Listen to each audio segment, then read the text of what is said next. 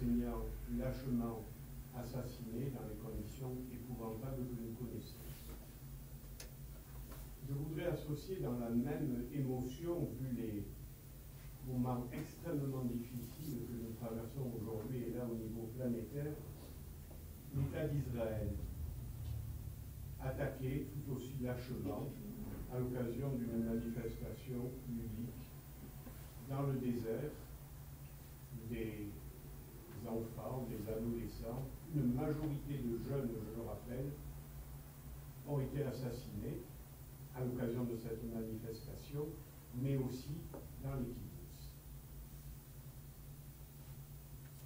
Et enfin, de façon plus globale encore, parce qu'aujourd'hui, même si tout le monde parle de règlement politique, de règlement pacifique, nous ne faisons pas d'illusions, nous rentrons dans des moments où ce sont les armes qui parlent. Ce sont les armes qui parlent et il y aura forcément un après. Cet après qui relève d'un règlement politique au niveau des acteurs locaux, mais aussi des nations, est une autre affaire.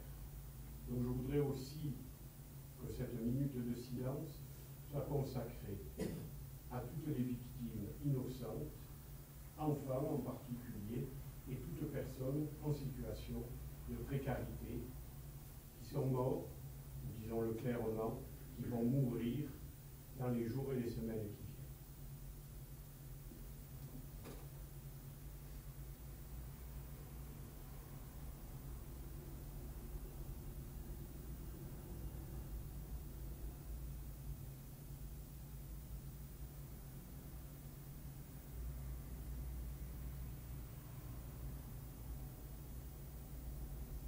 Je vous remercie.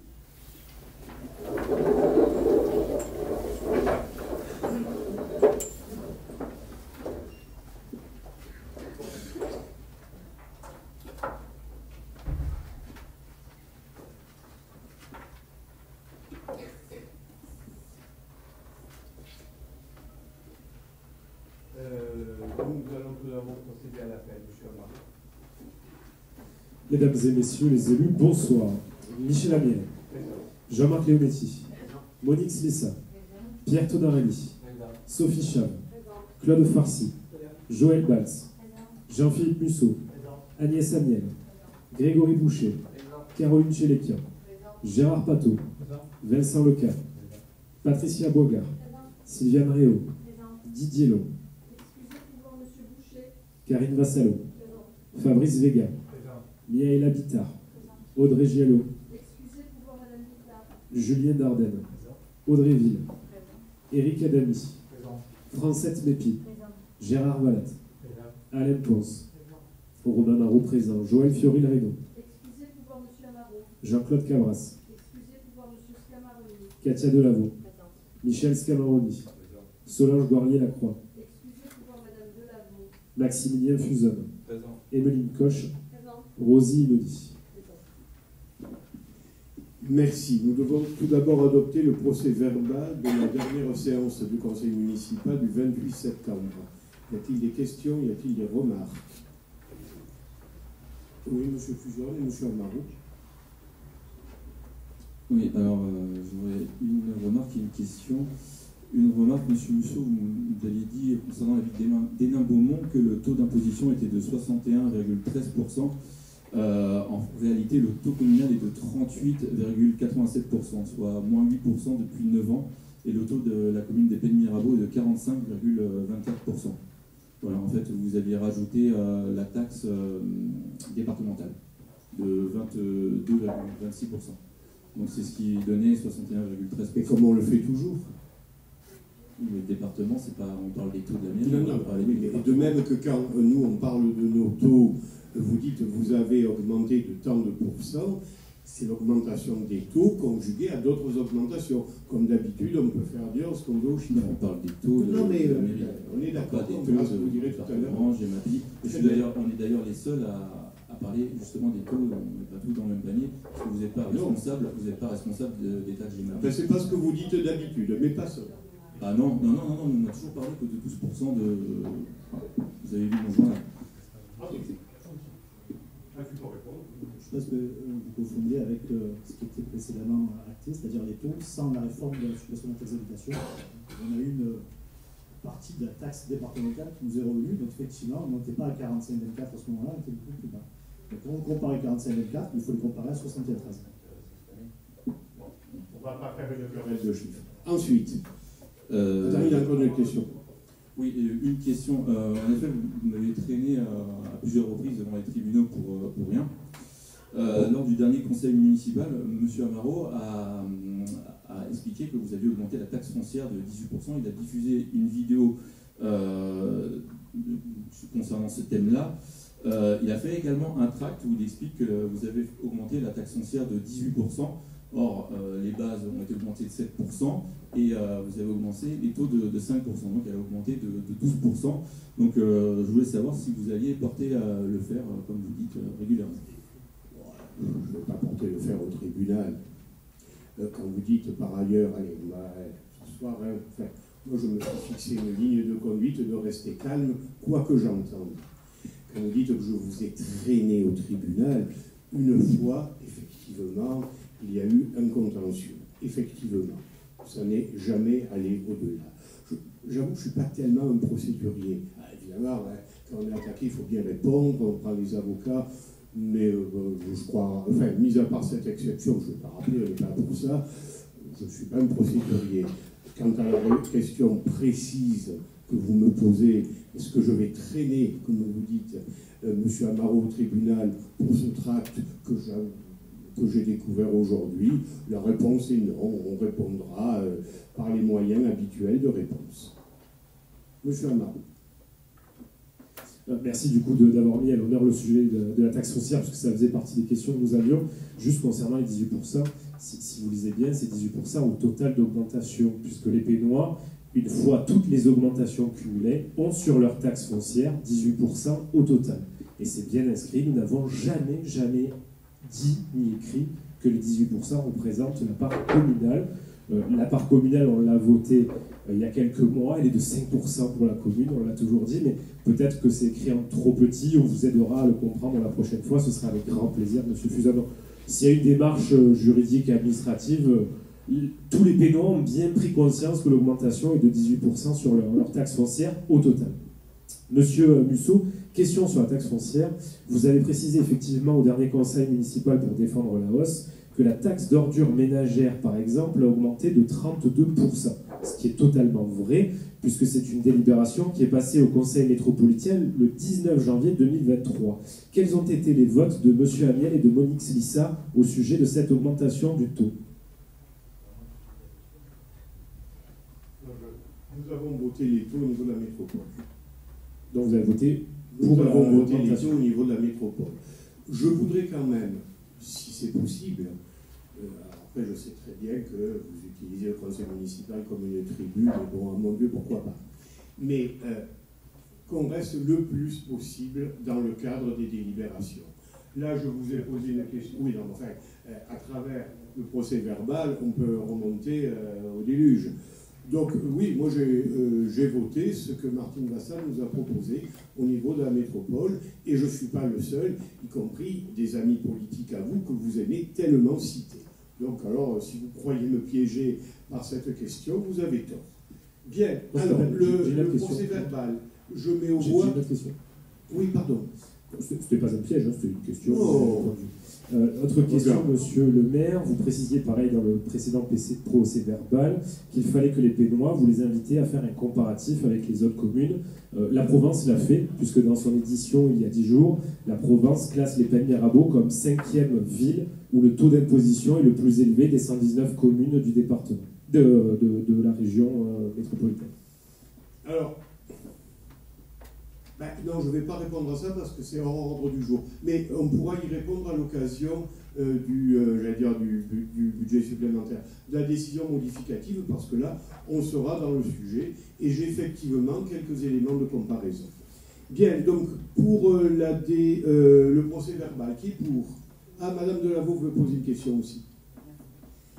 Oui, une question par rapport à une des décisions prises par délégation du conseil municipal, la désignation d'un avocat pour défendre les intérêts de la commune. habituellement, on retrouve ou le nom ou l'emplacement où il y a problématique. C'est le coup d'après ça. Là, pour le moment, on est au procès verbal. Excusez-moi. C'est pas grave. Donc, pour le procès verbal, qui est pour, qui est contre, qui s'abstient, adopté. Donc, effectivement, là, nous avons les décisions par délégation du conseil municipal et je vous laisse poser votre question. Oui, ma question est très simple. En fait, habituellement, nous avons sur ce genre de petit paragraphe, lorsque vous engagez notamment un avocat pour défendre les intérêts de la commune, nous savons contre qui et quelle est la cause, la raison exacte de cet engagement d'un avocat. Ici, c'est pas noté. Est-ce qu'on pourrait Exact. avoir... On a eu des remarques sur la protection des données personnelles. Donc, effectivement, nous essayons un maximum, alors des fois ça s'impose par rapport à des délibérations, des sessions de terrain ou des trucs comme ça, nous essayons de ne pas citer nommément les personnes concernées. Mais je vous confie bien volontiers qu'il s'agit toujours du contentieux que nous avons au niveau du RQG et des travaux qu'on nous a proposé en augmentation importante du fait de la période que nous avions traversée.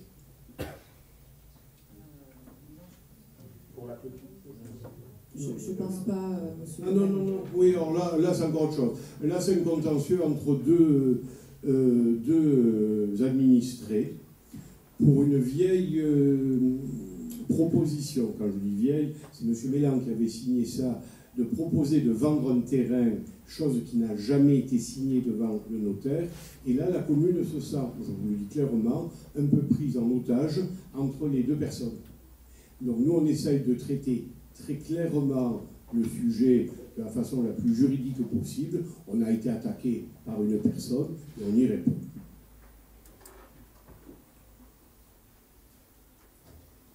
Après, de façon off, ça ne me gêne absolument pas de vous le dire, je ne peux pas le dire publiquement. Oui, pardon, j'étais toujours sur les contentieux de D'autres questions sur les décisions? Bon, il n'y a eu aucun marché public attribué en septembre, donc nous pouvons passer au corpus du conseil municipal et la délibération numéro 1 que rapporte Joël Baltz, qui a déjà été très largement explicité, du moins techniquement, par M. Martinez. Joël, tu as la parole. Bonsoir à tous. Cette délibération concerne l'autorisation donnée à M. le maire de signer le marché relatif à la construction d'un complexe sportif polyvalent sur le site du stade Gilbert Rocky. Le 27 janvier 2022, le conseil municipal a approuvé le projet de réalisation du futur pôle de vie à vocation sportive sur le site Gilbert Rocky. L'enveloppe prévisionnelle était de 9,3 millions d'euros. La commune a choisi de recourir à un marché public global de performance avec négociation. Quels sont les avantages de ce marché? Il permet, au sein d'un seul et même marché, de réunir la conception, la réalisation, l'exploitation et la maintenance pour faciliter la réalisation d'un bâtiment avec des objectifs de performance clairement définis. La fixation d'objectifs de performance énergétique permet de maîtriser les coûts de fonctionnement. Si ces critères ne correspondent pas à l'attendu, des pénalités seront appliquées. Il permet également de maîtriser l'enveloppe financière et les délais de réalisation. La procédure du MGP est décomposée en deux phases distinctes. Une phase de candidature, pour la sélection des candidats admis à présenter une offre, et une phase d'offre au terme de laquelle un attributaire est choisi. En regroupant les différentes phases du projet en un seul contrat, il permet une meilleure coordination entre les parties prenantes, car elles sont liées entre elles, et permet de réduire les retards et les conflits potentiels. C'est un groupement conjoint. Chacun des opérateurs économiques, membres du groupement, s'engage à exécuter là où les prestations qui lui seront attribuées dans le marché, avec un mandataire solidaire désigné dans l'acte d'engagement, qui représente le groupement vis-à-vis de l'acheteur et coordonne celui-ci pour l'exécution du marché.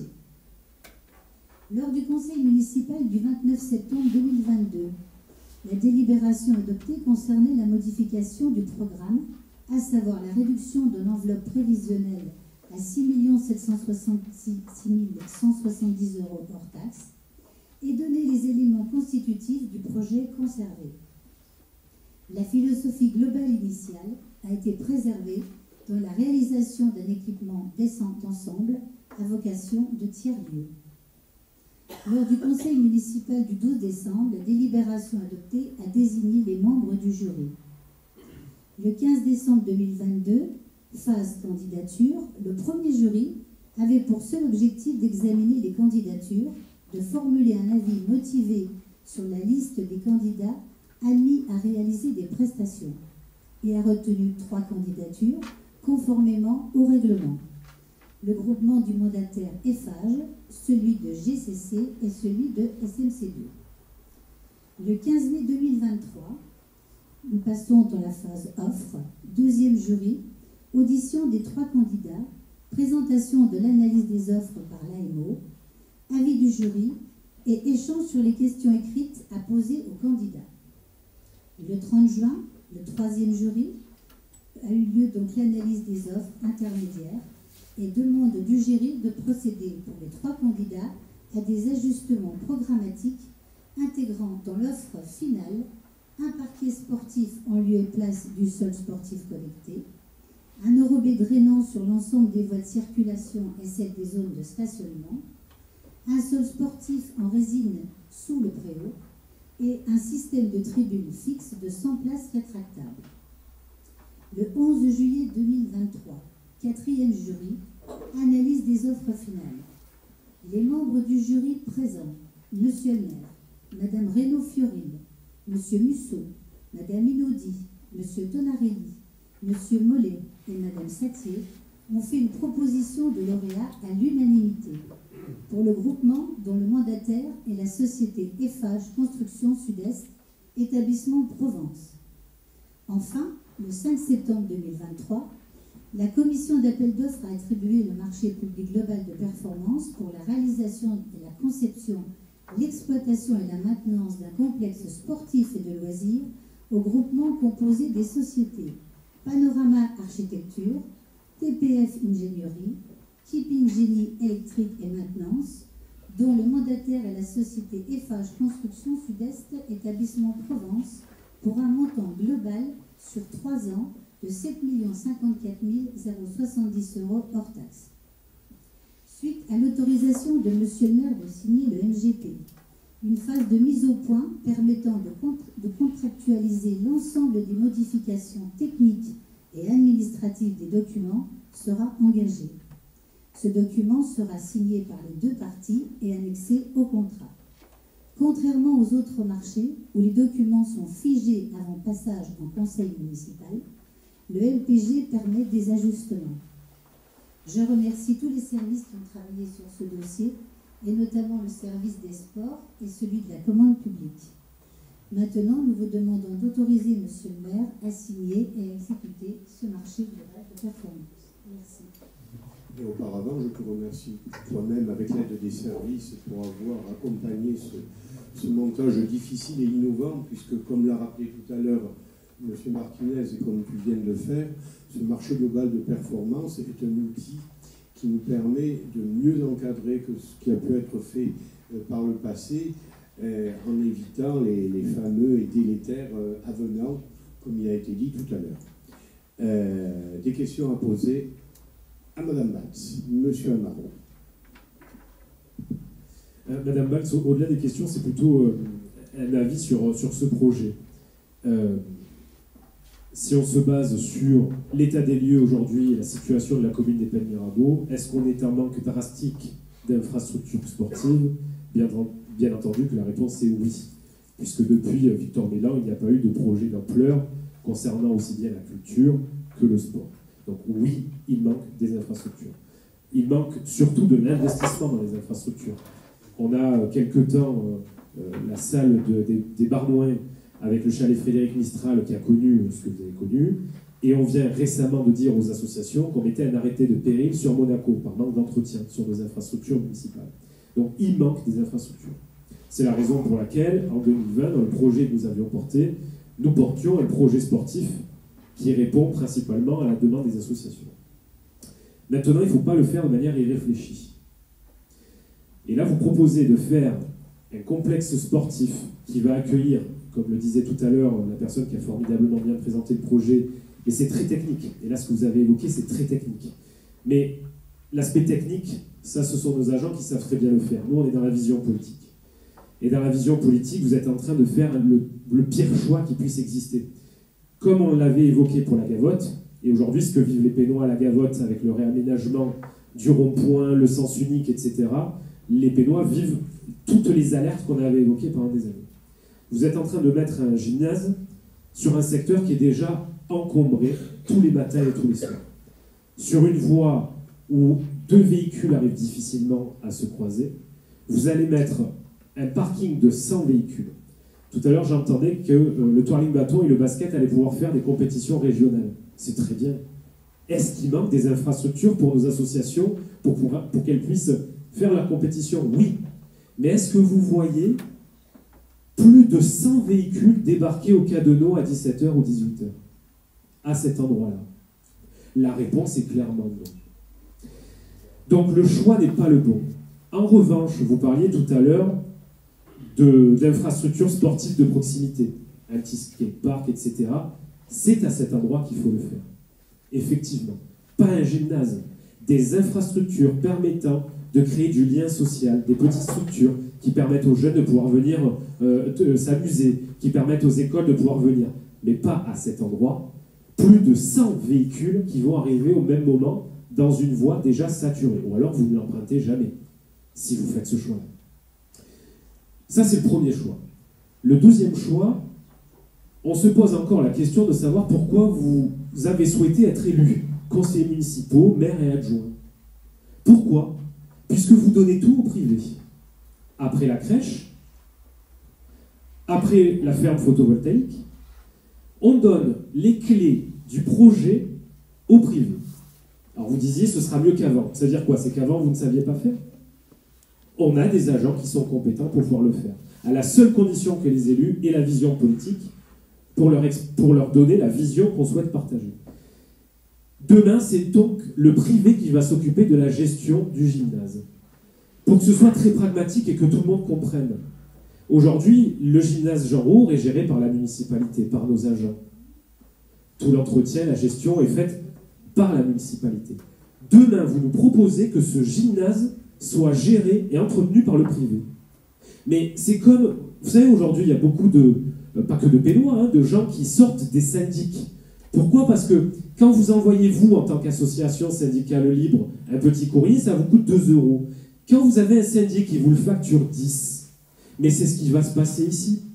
Nous allons surpayer pendant des années le privé qui va avoir la gestion de ce gymnase. Pourquoi avez-vous souhaité être élu si nous déléguons tout au privé? Quel est l'objectif? Dans la vision que nous avons politique, nous souhaitons que 100% de nos infrastructures restent dans le giron municipal. Il n'est pas normal que nos agents aillent demain gérer Jean Roure et qu'ils ne géreront pas ce gymnase-là. Pourquoi laisser le privé se gaver sur le dos des Pénois? Alors, vous allez nous dire, il vous reste 15 millions d'euros, oui, on est riche, on peut le faire. C'est un mauvais choix à notre sens. À notre sens, comme l'a fait Victor Mélan pour Jean Roure, comme l'a fait Victor Mélan pour Monaco, comme l'a fait Victor Mélan pour toutes les infrastructures municipales, nous gérerons à 100% les équipements municipaux de la commune. Nous ne pourrons pas entraver malheureusement cette délibération, puisque notre voix porte peu, mais nous nous engageons à revenir sur ce contrat que vous donnez aux mains du privé, pour qu'encore une fois, les Pénois surpayent ce projet qui coûte d'ailleurs, d'après de nombreux experts, 30% plus cher qu'un projet équivalent qu'on aurait pu proposer aux Pénois. Donc il y a d'abord le point du lieu, qui est anti-stratégique, et vous allez créer un encombrement massif des Cadeno, sans oublier, Madame Valls, vous l'avez peut-être oublié, mais vous avez prévu 2 lotissements autour de ce gymnase. Un juste en face, et un encore à proximité. C'est déjà embouteillé, sachant que nous n'avons pas encore les 2 lotissements qui sont sortis de terre et que vous avez prévus. Concernant les panneaux solaires, nous avons évoqué plusieurs fois notre position, elle est très claire. Nous estimons que la municipalité se doit d'être dans de l'autoconsommation.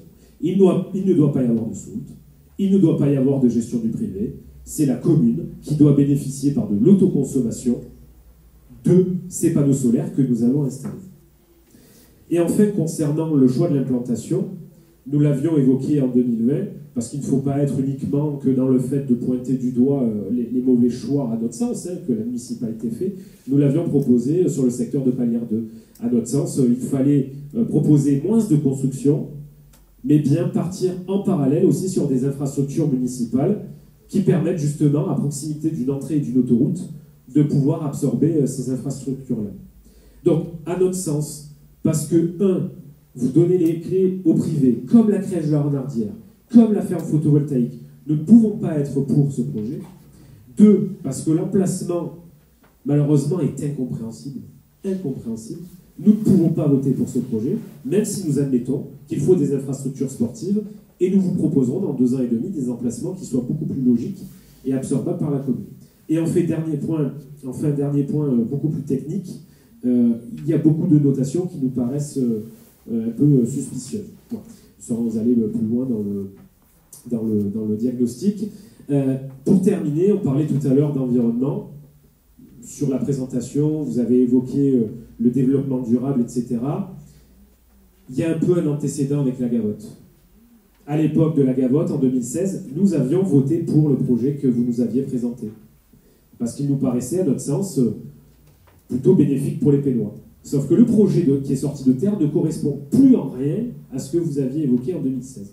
Aucune végétation plantée, aucune piste cyclable, sans compter tout le reste. Donc la végétation que vous avez présentée là, rien ne nous assure, comme vous l'avez fait à la Gavotte, que vous n'oublierez pas de planter la végétation que vous avez promis. Et concernant les infrastructures, pareil, nous avons l'antécédent d'Alain Colas, nous avons investi plusieurs dizaines de milliers d'euros dans un mur d'escalade qui n'est pas aux normes, qui n'a jamais pu être utilisé par les associations.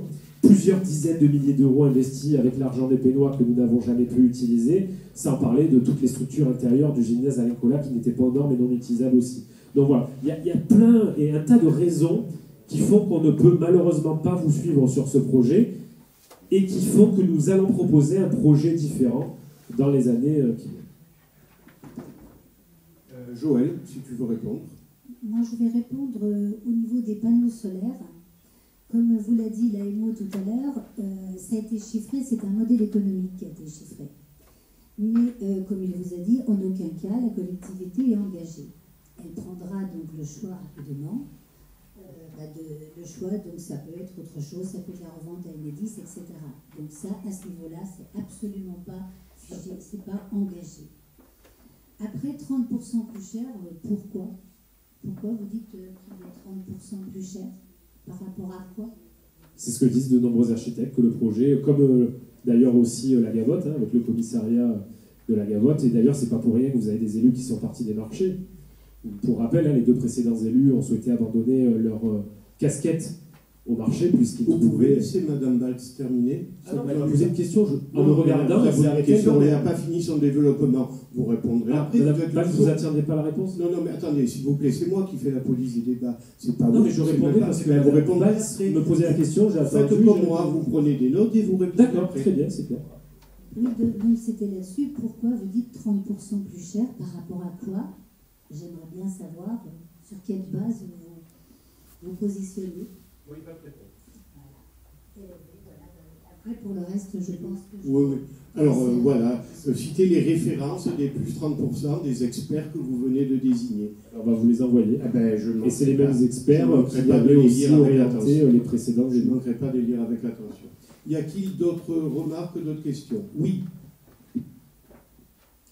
Oui, alors... Oui, vous l'auriez noté, pour le projet de la requalification de la Gavotte, nous nous étions abstenus déjà à l'époque pour justement le fameux sens unique de Valsec et pour d'autres problématiques qui étaient liées à ce projet qui pose aujourd'hui les problèmes que l'on connaît. Pour ce projet-là, je crains que nous ayons aussi des inquiétudes. Donc, effectivement, vous n'avez pas répondu, Madame Valls, à Monsieur Amaro, sur tout ce qui était circulation pour pouvoir arriver jusqu'au stade Rocky, ce qui me semble effectivement un gros point noir, puisqu'effectivement c'est une zone où je ne vais pas refaire la démonstration de M. Amaro, c'est une zone qui est largement embouteillée et qui risque fort de le devenir encore plus, étant donné les constructions à venir et en cours. Après, il y a d'autres choses. C'est sur la qualité architecturale de ce projet. On reprend les mêmes qualités architecturales que celles que nous avons vu venir sur la requalification de la Gavotte et sur l'école. Ces projets mêlent le bois, l'acier, le verre, etc. C'est très joli sur le papier, sauf que nous vivons dans une région où il y a un ensoleillement qui est quand même certain. Et de larges baies vitrées dans un ensoleillement qui est aussi important que chez nous risque de poser toujours les mêmes problèmes, parce que les mêmes causes entraînent souvent les mêmes conséquences. Quand il y a de larges baies vitrées, bien, effectivement, à l'intérieur, il fait chaud. Comme dans l'école de la Gavotte, il fait chaud derrière les baies vitrées. C'est un problème qui est peut-être anodin, comme ça, quand on voit l'ampleur du projet, mais qui, sur l'entretien et sur la viabilité du projet, peut poser de gros points noirs, dans le sens où, si nous mettons des enfants en train de danser derrière des baies vitrées, si nous mettons un préau sur une zone qui est extrêmement ensoleillée, nous n'allons pas pouvoir faire des rencontres sportives adéquates. Cela va demander aussi un surplus, en fait, tout simplement en termes de ventilation. C'est dans une question très technique, je sais, je vous l'accorde, mais comme on a vu ces éléments qui posaient déjà problème lors des autres constructions, il serait peut-être souhaitable de se les poser encore aujourd'hui. D'autant qu'en lisant votre projet, je ne sais pas, l'acte qu'il y a prévu là sur la délibération, l'acte d'engagement final, c'est vraiment l'acte d'engagement final, il n'y aura pas d'autres modifications? Parce qu'il serait peut-être adéquat de modifier en page 7, il me semble qu'on n'a pas parlé de centre aquatique dans le projet. Voilà. Lapsus, c'est une coquille qui a eu. Vous avez lu attentivement, bravo, effectivement. Il est évident de lire attentivement. Non, mais tout à fait, on l'a lu aussi, à contre-temps, je le reconnais volontiers. Non, mais voilà. C'est pas un centre aquatique qu'on fait, c'est effectivement un centre... Je suis heureuse que vous puissiez le voir, parce que, vous voyez, le manque de confiance, si vous voulez, dans des projets qui engagent les Pénois sur de telles sommes, ça peut paraître de petits détails, mais sur des contrats, sur des actes tels que ceci, c'est encore une fois ce genre de coquilles qui sont pas propices à donner confiance dans l'adéquation avec le projet. Donc, c'est toujours la même chose, en fait, qu'on reprend. Quand on parle de projets aussi importants, même si c'est un projet dont on a réduit la voilure, tous ces détails, qui peuvent paraître des détails dans l'euphorie du moment, sont très importants sur la viabilité. On reparle aussi de la maintenance des locaux. Quand on dédie la maintenance des locaux au secteur privé, on se prive, tout simplement nous aussi, d'une mainmise et d'une gestion sur le projet. Je ne vais pas reprendre la démonstration de M. Amaro, mais effectivement, il me semble que dans une commune, il est important que les Pénois, les Pénois puissent garder la main sur leur projet. Pourquoi? Parce que simplement, quand on a déjà ce type d'infrastructure aussi différente que l'architecture que nous rencontrons sur notre commune, avec ce type de technique qui pose encore des problèmes qui ne sont pas maîtrisés, je renvoie au projet de la Gavotte, on ne peut pas penser que ce projet a été mûrement réfléchi. On n'y arrive pas, en fait. Moi, j'essaye vraiment de vous donner toute ma confiance, mais là, tous ces points-là, qui sont des points de viabilité du projet, sur un projet aussi important, je ne peux pas vous donner la confiance, nous ne pourrons pas vous donner notre confiance là-dessus, c'est pas possible, en fait. Ça fait trop de points qui sont sur la vie des Pénois, ne serait-ce que sur l'accès au site, ne serait-ce que sur la viabilité du site, ne serait-ce que sur la réflexion des secteurs d'activité qui vont y être associés, ce n'est pas possible. Je ne comprends pas, en fait. Voilà. Je vais vous répondre concernant les ajustements. Ces ajustements, techniquement, ils ne peuvent pas être réalisés sans que monsieur le maire ait été autorisé à signer le marché. Ça, c'est le premier point. Ensuite, donc, dès que la délibération va être adoptée, la ville, ses conseils, le groupement s'entendent sous une semaine sur ces ajustements de forme, de fond, sur l'ensemble des pièces contractuelles, relues, modifiées et signées, avec l'envoi au contrôle de légalité. Il s'agit, donc je vous explique comment ça fonctionne, par l'intermédiaire d'un tableau de mise au point du contrat CERFA officiel Code des marchés, de contractualiser toutes les modifications ou adaptations devant être apportées aux pièces contractuelles, notamment l'acte d'engagement, le programme, les plans, etc., qui constituent le MGP d'un point de vue technique, administratif et juridique. Par exemple, corriger, comme vous l'avez signalé tout à l'heure, les coquilles rédactionnelles 2039 aussi que nous avons, le centre aquatique dans l'acte d'engagement, et de clarifier le contenu de la PSE et au niveau technique toutes les modifications actées lors des différents jurys, par exemple concernant les modifications des dimensions du préau. Donc si vous voulez, c'est complètement différent, ce que je vous expliquais tout à l'heure. Ce type de marché n'a rien à voir avec les marchés habituels comme vous citez le RQG. C'est complètement différent. C'est un marché global, il n'est pas alloti. Je suis désolée, Madame Balsa, mais ça ne répond pas à mes questions. Je justement, vous ai posé aussi la question sur les problématiques liées à la circulation. La circulation, je pense que c'est vous la monsieur posez, on n'a pas eu de retour. Je vous ai posé la question sur le type de construction et les problèmes que cela allait déjà poser, le même type de construction sur la requalification de la C'est pas Garonne. le même type de construction, on ne peut pas comparer C'est les deux bâtiments. le même système architectural de acier, bois, vitrage. Merci, on les reconnaît, c'est pas très compliqué, sans avoir fait 4 ans d'architecture, on arrive à comprendre. Non, vraiment, je vous pose ces questions-là, c'est pas pour vous piéger, Madame Balsa, c'est vraiment pour comprendre si le sérieux que ce type de projet a besoin a été vraiment donné, puisque vraiment, quand on parle de circulation pour arriver à un point de rencontre des Pénois et de l'extérieur, de vitrine des Pennes, c'est pas anodin. Quand on parle de type architectural, quand on est sur un ensoleillement tel que nous connaissons ici et qu'on a une architecture verre et bois acier, c'est pas anodin. Je ne sais pas si je me fais bien comprendre en fait. Pardon, je vous donne la parole.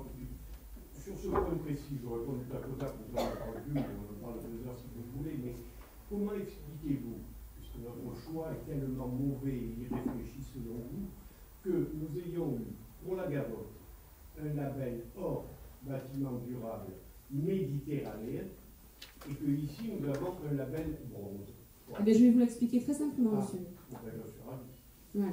Tout simplement que quand on met des labels, quand on sort des labels, quand on sort des certifications, ce sont sur des données papier, ce ne sont pas sur des données viables. Vous avez aujourd'hui, par exemple, une polémique non, mais c'est une polémique qui est c'est très intéressant ce que vous dites. Non, c'est très intéressant ce que vous dites. Aujourd'hui, il y a une polémique, par exemple, sur tout ce qui est, vous savez, vous avez déjà entendu parler des systèmes de DPE.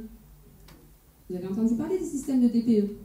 On a eu ce label en phase conception et en phase exploitation. Ce qui traduit quand même qu'il y a eu une validation de spécialistes de la valeur de ce type de produit. Ça n'a pas empêché les enfants d'avoir très chaud, ça n'a pas empêché... Eh oui, mais voyez, il y a toujours une différence. Quand on parlait des systèmes de DPE qui défraient la chronique depuis, avant les éléments que nous connaissons aujourd'hui dans l'actualité, mais pareil, on parle de point de contrôle. Le point de contrôle, c'est un point de contrôle très bureaucratique, tout va bien, sauf que ce n'est pas adapté à l'ensemble des bâtiments.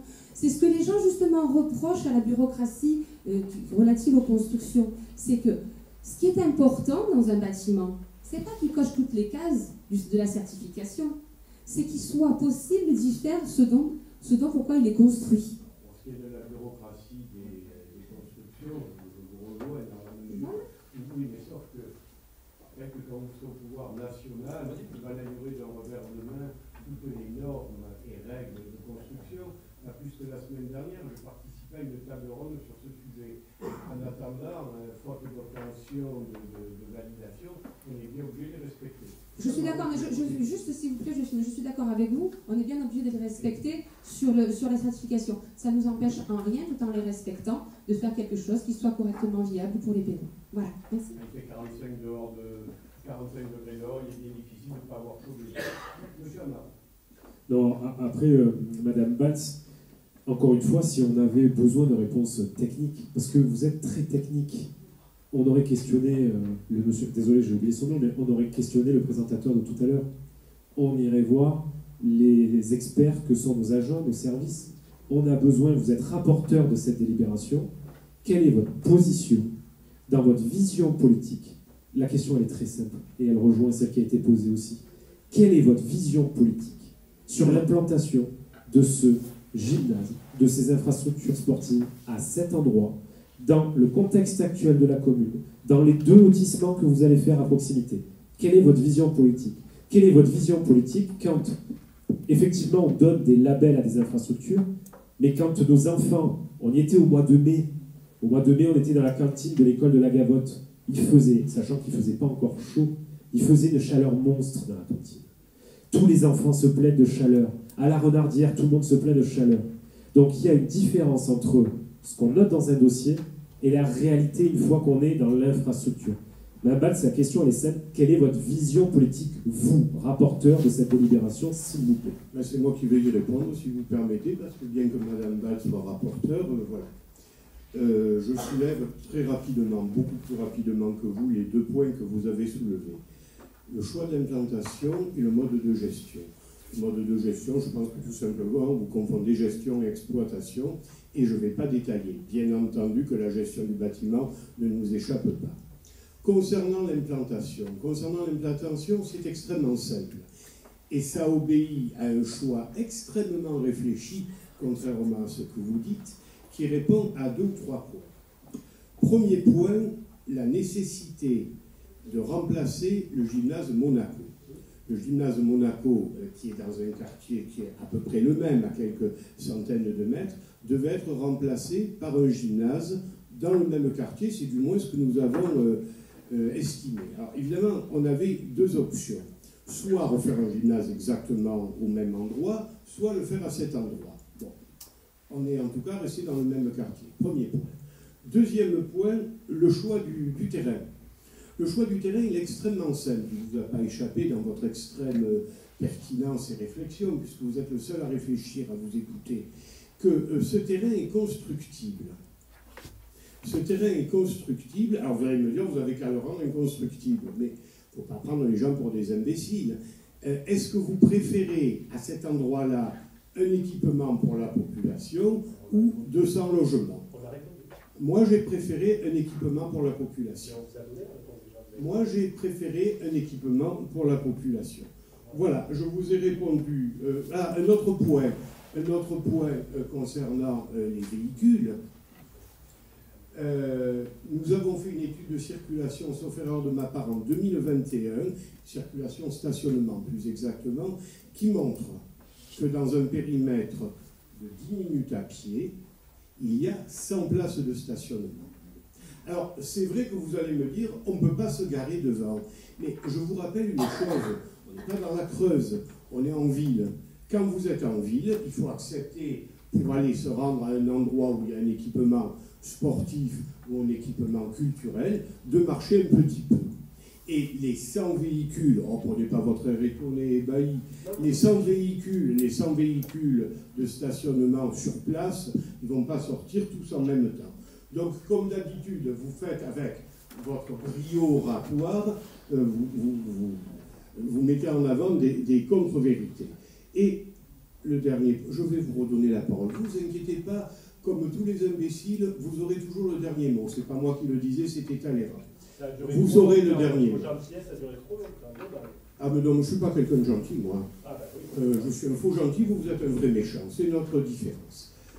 Pour ce qui est de ce qu'on n'a rien fait sur la commune depuis Victor Mélard, ça me fait plaisir que depuis quelque temps, puisque ça fait au moins 2 ou 3 conseils, vous mettez en avant ce qu'a fait Victor Mélard, mais je vous rappelle que je faisais partie de son équipe.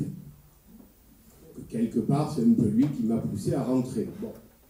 Après, dire qu'on n'a rien fait depuis Victor Mélard, je vais finir ma phrase, si vous permettez, Madame Delaveau. Alors, l'IDTEC, sans doute, je vous ai vu, l'IDTEC, sans doute, c'est rien au point de vue culturel. La réflexion d'Alain Collat, c'est rien au point de vue sportif.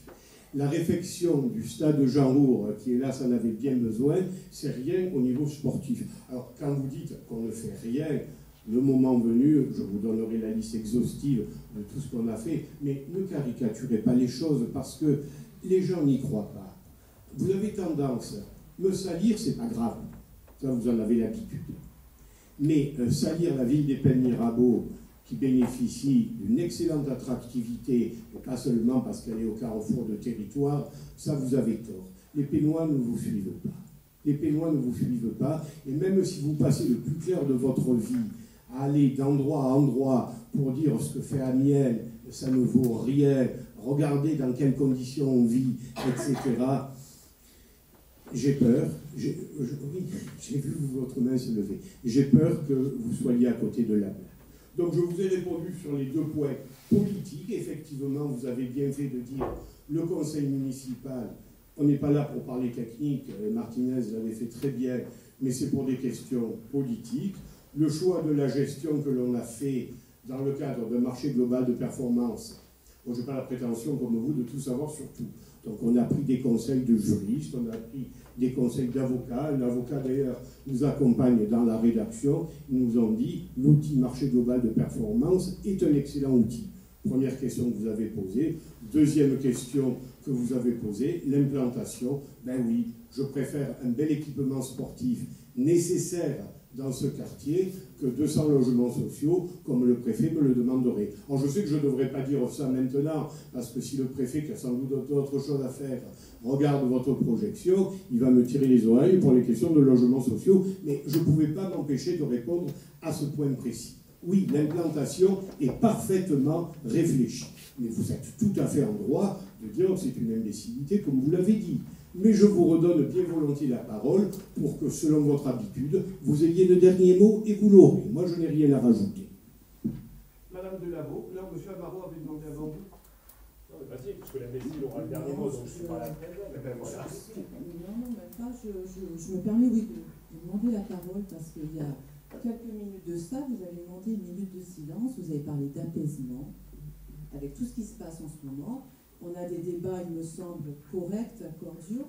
À aucun moment on agresse de quoi que ce soit. On pose juste une autre vision politique des choses. C'est tout. On a le droit de débattre autour. Je ne comprends pas pourquoi vous traitez M. Amaro d'imbécile, que vous parlez d'agression, de contre-vérité. Non. Je comprends pas. Pas traiter M. Amaro d'imbécile, que fait une citation historique que les imbéciles veulent toujours avoir le dernier mot. Après, si je prends pour lui, c'est son problème. Si vous voulez d'apaisement, vous pouvez vous appeler. Non mais, Madame Delaveau, je n'ai pas de leçon à recevoir de vous. Vous savez, il y a le... Non mais écoutez-moi, il y a le fond et il y a la forme. La présentation qui est faite des choses qui relèvent, et je ne veux pas employer de mots plus durs, de profondes inexactitudes, c'est autrement plus injurieux que de citer une citation que moi je dis sur un ton amusant. Si vous prenez ça comme une agression caractérisée, excusez-moi, il ne vous en faut pas beaucoup dans la vie. Hein. Allez, M. Amaro. Je pense qu'il n'en faut pas beaucoup, mais oui, je me sens agressée quand vous agressez quelqu'un de l'équipe, enfin, ou même n'importe quel autre élu. Je ne comprends pas cette réaction, en fait. À chaque fois, je suis étonnée. Je m'étonne de votre étonnement. Monsieur Amaro. Ça me fait du bien de le partager, et j'espère que je ne suis pas la seule dans ce cas-là, parce que ça veut dire que je suis vraiment très naïve. Sans doute. Monsieur Amaro. Donc nous sommes un groupe naïf, imbécile, etc. Encore une fois, vous prenez pour agression le fait d'avoir une vision différente. Nous apportons une vision différente et nous n'arrêterons jamais de le faire jusqu'en 2026. Je ne vous ai jamais coupé la parole, vous avez coupé plusieurs fois ma collègue. Voilà, si on peut juste éviter de se couper, nous c'est ce qu'on essaye de respecter le mieux possible. Le fait d'apporter une vision n'est pas une agression. Si vous vous sentez agressé, excusez-nous, hein, mais en tout cas on n'arrêtera jamais, grand jamais, de vous apporter une vision différente. Sur les 2 points, on vous l'a expliqué tout à l'heure, on vous a dit des projets d'infrastructures sportives à caractère social sur ce secteur qui permettent à des écoles de venir, oui. Qui permettent à des jeunes de pouvoir venir jouer, oui. À des familles de se rassembler, oui. On ne dit pas que votre projet est mauvais, on dit que ce projet ne correspond pas à ce que, dans notre vision à nous, le secteur peut accueillir. Votre réaction, malheureusement, démontre encore une fois, vous nous attaquez personnellement, que vous n'êtes pas encore apte et capable de pouvoir absorber une vision différente. Le dernier point, enfin, et c'est vraiment sur ce point-là qu'on veut insister, l'aspect privé est indéniable. Quand vous dites la gestion du bâtiment ne nous échappe pas, pardon, c'est-à-dire qu'est-ce que vous entendez par la gestion, qu'allons-nous gérer directement? Et le dernier point, vous dites, il y a 100 places autour. Ça veut dire que les véhicules vont se garer sur quel parking? Sachant qu'ils sont déjà autour tous saturés. Donc de quel parking vous voulez parler, monsieur le maire, précisément quand vous dites il y a 100 places autour? Vous avez eu le dernier mot. Je vais donc passer au vote de cette délibération. Qui est pour? Qui est contre? Qui s'abstient? Non, il y a tout le groupe de M. Amaro, et donc ça fait une abstention. Merci.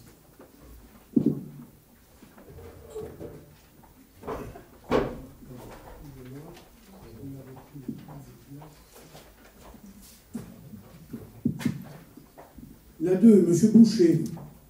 Bien, bonsoir à tous. Donc, la délibération numéro 2 est la convention de partenariat sur l'action commerce engagée qui se signe depuis 6 ans avec le Centre permanent d'initiative pour l'environnement du Pays d'Aix, le CPIE, qui est au développement et à l'animation de cette démarche.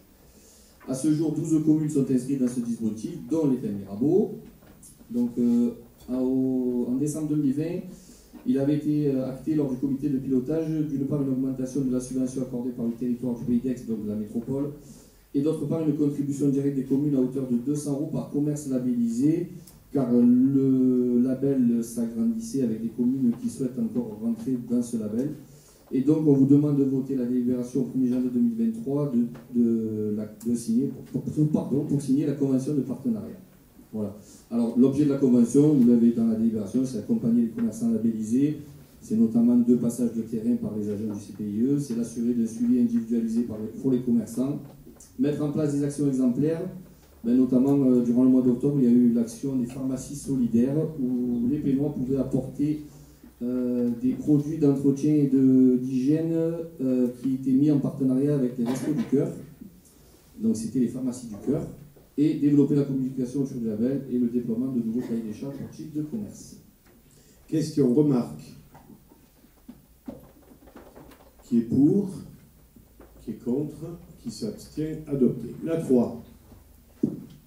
Oui, alors je vous présente la fusion des écoles maternelles et élémentaires Cloutier-Muret. Donc une fusion administrative proposée par l'inspectrice de l'éducation nationale, qui a pour but de renforcer la cohérence pédagogique et administrative de ce groupe scolaire. Plusieurs avantages. Une directrice qui sera présente totalement et déchargée totalement.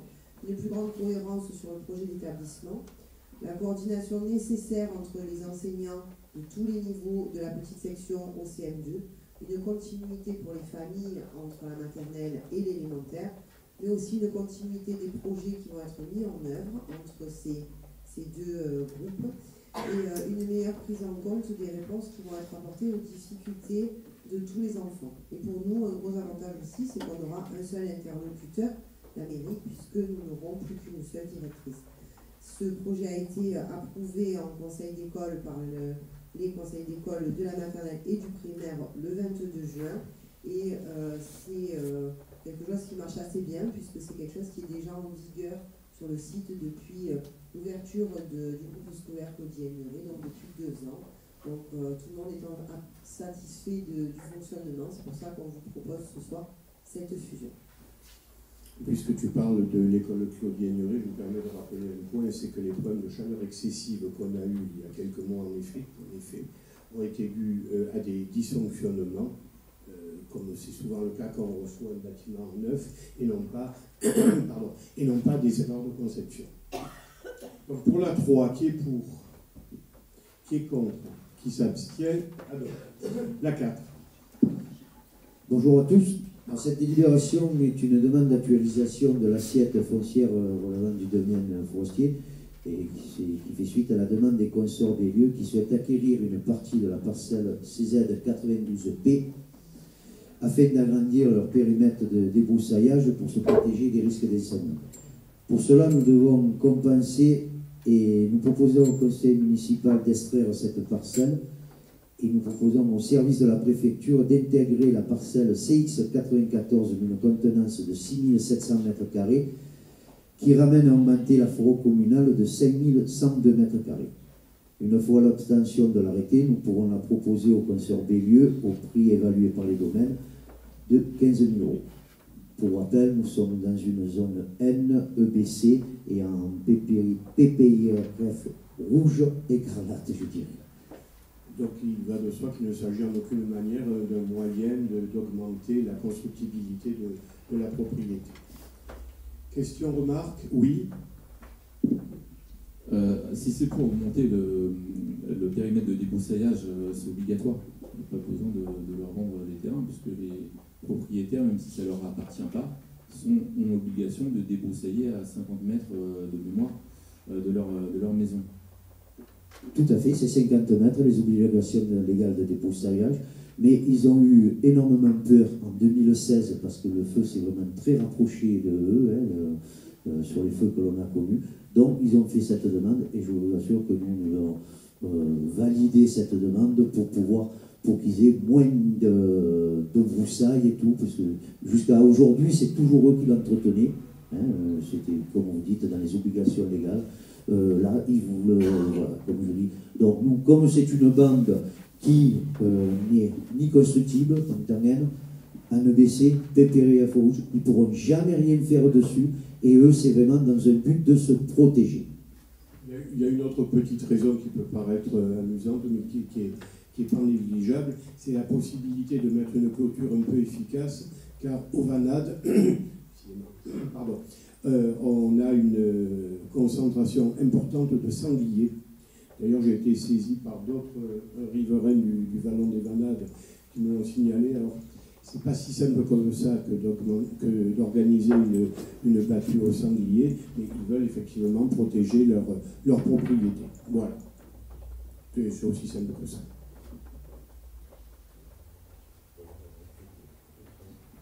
D'ailleurs, il y en a un qui en a fait lever hier de sanglier qui a été écrasé devant la bonne brise, qui a provoqué l'accident. Donc je mets aux voix qui est pour, qui est contre, qui s'abstient, 2 abstentions. La 5. La 5, cela concerne la pose d'une antenne sur le domaine public, sur un bâtiment là, au 223 avenue François Mitterrand, autrement dit le bâtiment que vous avez là sur votre gauche. Une convention sera établie avec la société Free Mobile pour une période de 12 ans, une redevance de 12 000 € par an et une superficie exploitée de 38 m². 2 modules seront installés en toiture sur la partie la plus haute. Bon, il est vrai que là, une attention particulière a été demandée pour l'esthétique afin de l'intégrer dans des fausses cheminées de la même couleur du bâtiment. Question, remarque? Je mets aux voix qui est pour, qui est contre, qui s'abstient, adopté. La 6. Alors la 6, on arrive au bout, là, cela concerne l'approbation du bilan définitif de l'opération des civils. Cette opération s'achève et on peut dire que c'est une réussite. L'intégralité du foncier, 14 hectares maîtrisés par négociation sans expropriation, études et procédures conduites dans le respect du programme, travaux publics de viabilisation terminés, et c'est vrai que là, à ce jour, il y a de très belles entreprises qui ont fait le choix de s'installer, DHL, Tesla, pour ne pas les nommer. Donc, suite à cette opération, dégage un bilan positif de 3 891 138.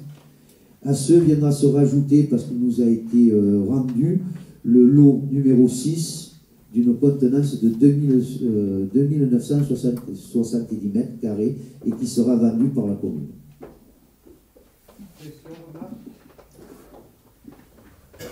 Oui. Quelle est la position par rapport à cette zone qui a été construite sur le terrain agricole, donc je ne participerai pas au vote. Vous l'avez déjà signalé de par le passé. Je mets aux voix qui est pour, qui est contre, qui s'abstient. Donc, tu votes contre ou tu t'abstiens, pardon? Ah, tu ne participes pas au vote. Donc, 8 abstentions.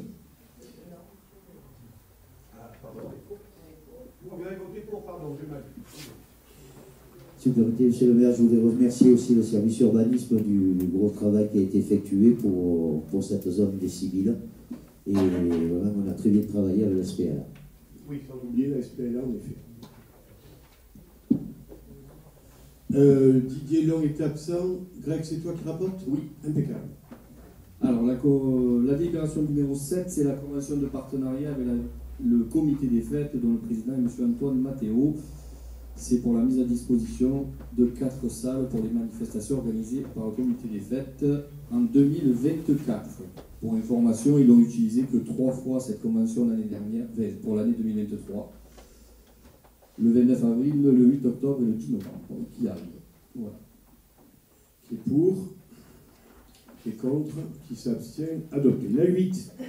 La 8, c'est une autre convention de partenariat donc pour l'année 2024 avec l'Association pour la défense et la conservation du patrimoine, représentée par Madame Christiane Landy, qui organise des manifestations dans le but de promouvoir la culture, les traditions et mettre en valeur la langue provençale. Prochain événement, la Calenda 2023, le 9 décembre. Très bien. Qui est pour? Qui est contre? Qui s'abstient? Adopté. La 9. Toujours une convention de partenariat 2024 habituelle et traditionnelle avec l'amicale socio-culturelle sportive du Grand Verger et du Repos, représentée par Madame Gosse, et c'est la mise à disposition de la salle. Voilà. Qui est pour? Qui est contre? Qui s'abstient? Adopté. La 10, c'est la convention d'objectifs entre l'association, le syndicat d'initiative et la ville des Plaines Mirabeau. Le syndicat d'initiative a l'émission l'organisation des manifestations locales, des missions générales d'accueil, des informations de clientèle touristique, ainsi que le développement de l'attractivité touristique et économique du vieux village et de la valorisation du patrimoine via notamment le moulin de Palière. Voilà, vous avez les objectifs dans la convention et on vous demande pour l'année 2024 de la voter. Qui est pour? Qui est contre? Qui s'abstient? Adopté. La 11. Ils sont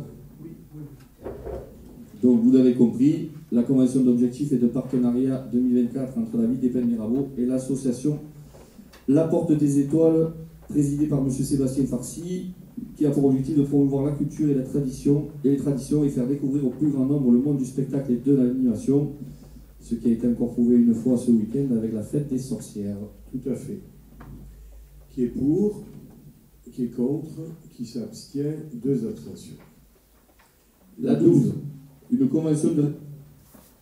Ah oui, faire revenir Claude.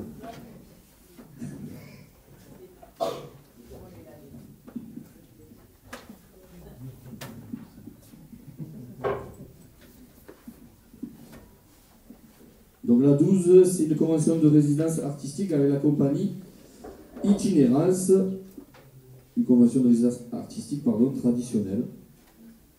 Voilà. Qui est pour? Qui est contre? Qui s'abstient? Adopté. La convention de partenariat numéro 13, la délibération numéro 13, c'est la convention de partenariat donc, entre la ville des Plaines Mirabeau et l'association AC2N. C'est la convention pour la mise à disposition de la salle Tino Rossi pour l'événement qui s'appelait B-Boy Contest et qui aujourd'hui va s'appeler AC2N Breaking Up pour 2024. 2023, pardon, 2023, c'est là, excusez-moi. Oui, c'est vrai. Question, remarque. Qui est pour? Qui est contre? 2 contre? Qui s'abstient? Adopté. La 14, c'est une mise à disposition d'une salle municipale à l'association Denis Demêlé, représentée par M. Grandinier Roger, qui organisera une soirée à but caritatif, donc c'est le 27 octobre, à la salle Tino Rossi au profit des personnes souffrant des maladies handicapantes et invalidantes, ce vendredi. Qui est pour? Qui est contre? Qui s'abstient? Adopté. La 15. Et la 15, c'est la mise à disposition d'une salle municipale à l'association culturelle arménienne, représentée par sa présidente, Mme Annie Stepanov, qui sollicite donc la commune, comme chaque année, pour organiser le Noël arménien qui aura lieu le 6 janvier 2024. Qui est pour? Qui est contre? Qui s'abstient? Adopté. Merci. La 16. Monsieur Mousse.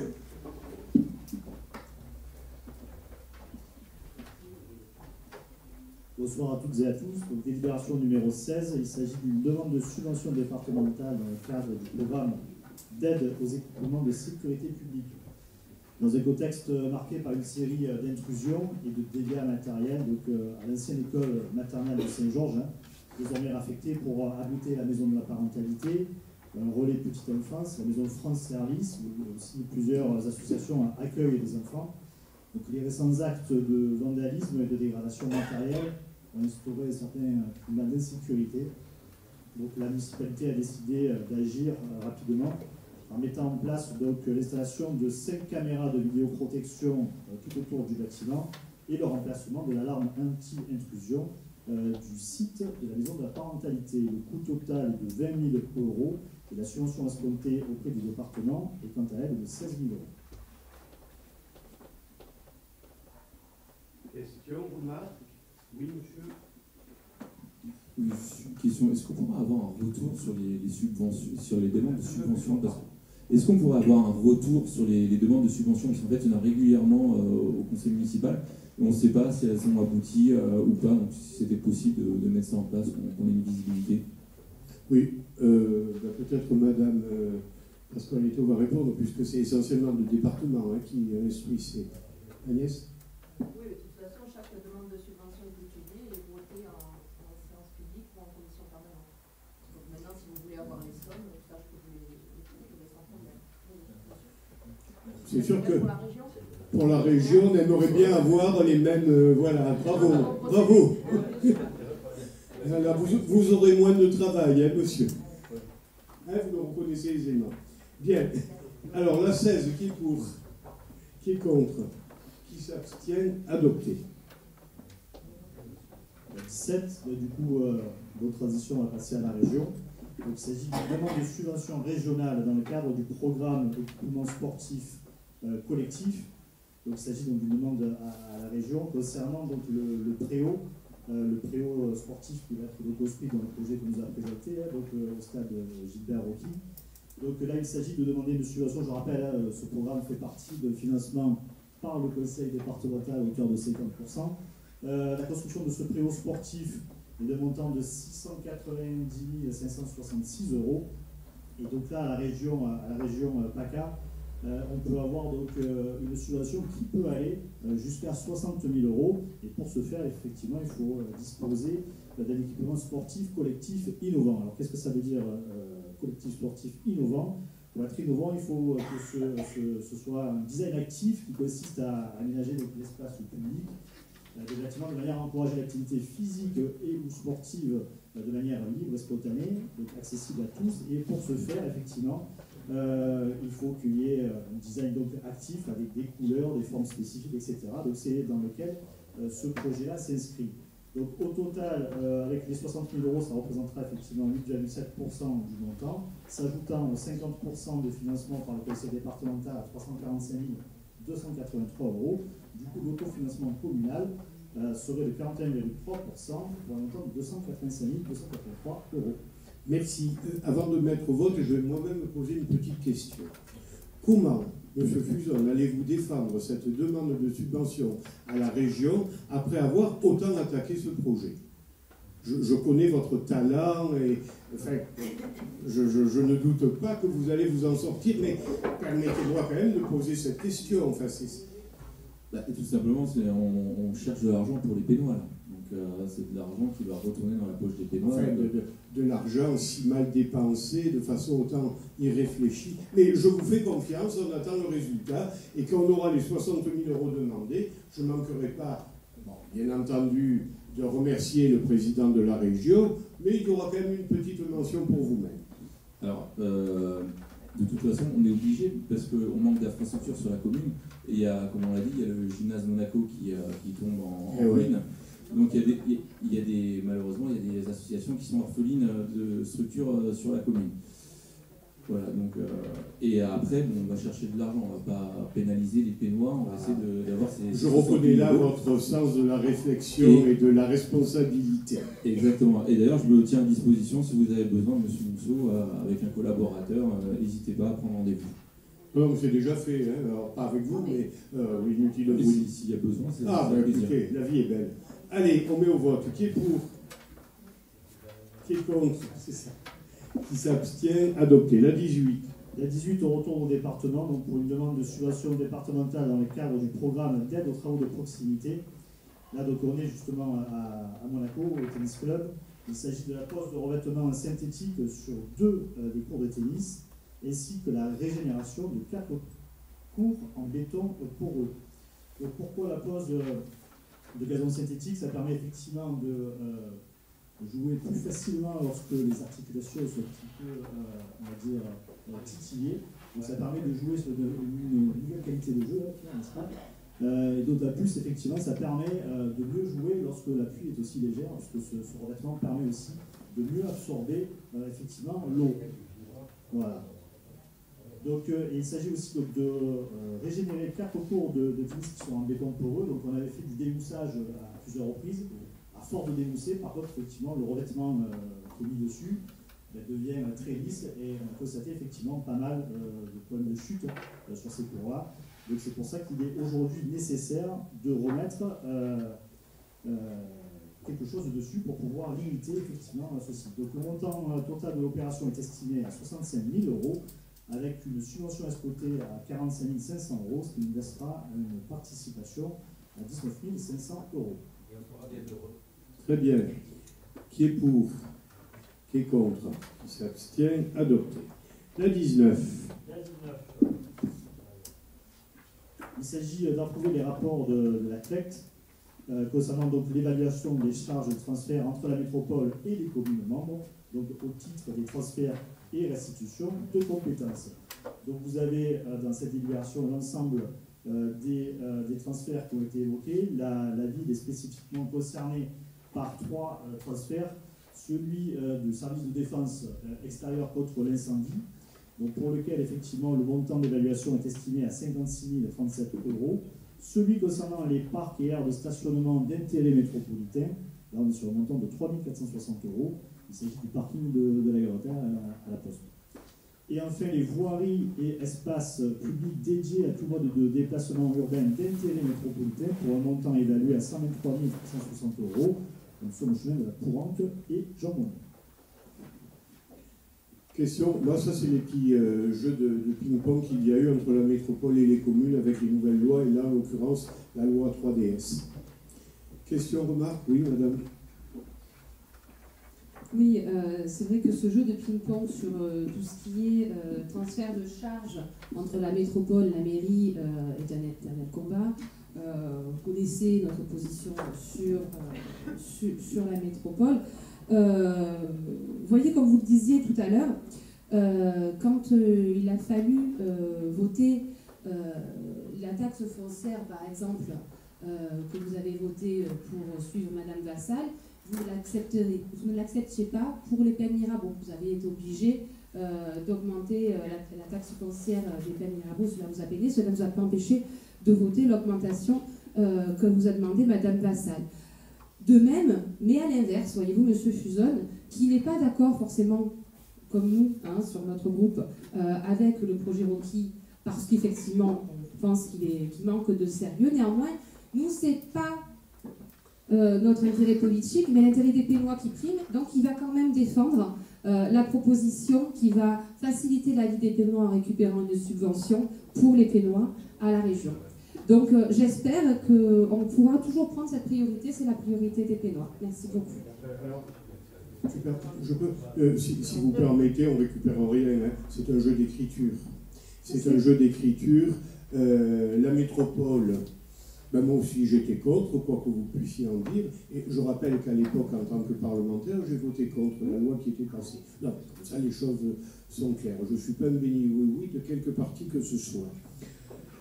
Concernant la CLECT, voilà, on est obligé de se plier à ce jeu d'écriture avec un retour. Ah bah tiens, je vais prendre un exemple, sans être trop long, Jean-Philippe l'a détaillé, mais la défense contre l'incendie, voilà une compétence, je parle sous ton contrôle, que la métropole avait récupérée en 2016, qu'on récupère 6 ans et demi, enfin 7 ans plus tard, laps du temps pendant laquelle rien n'a été fait.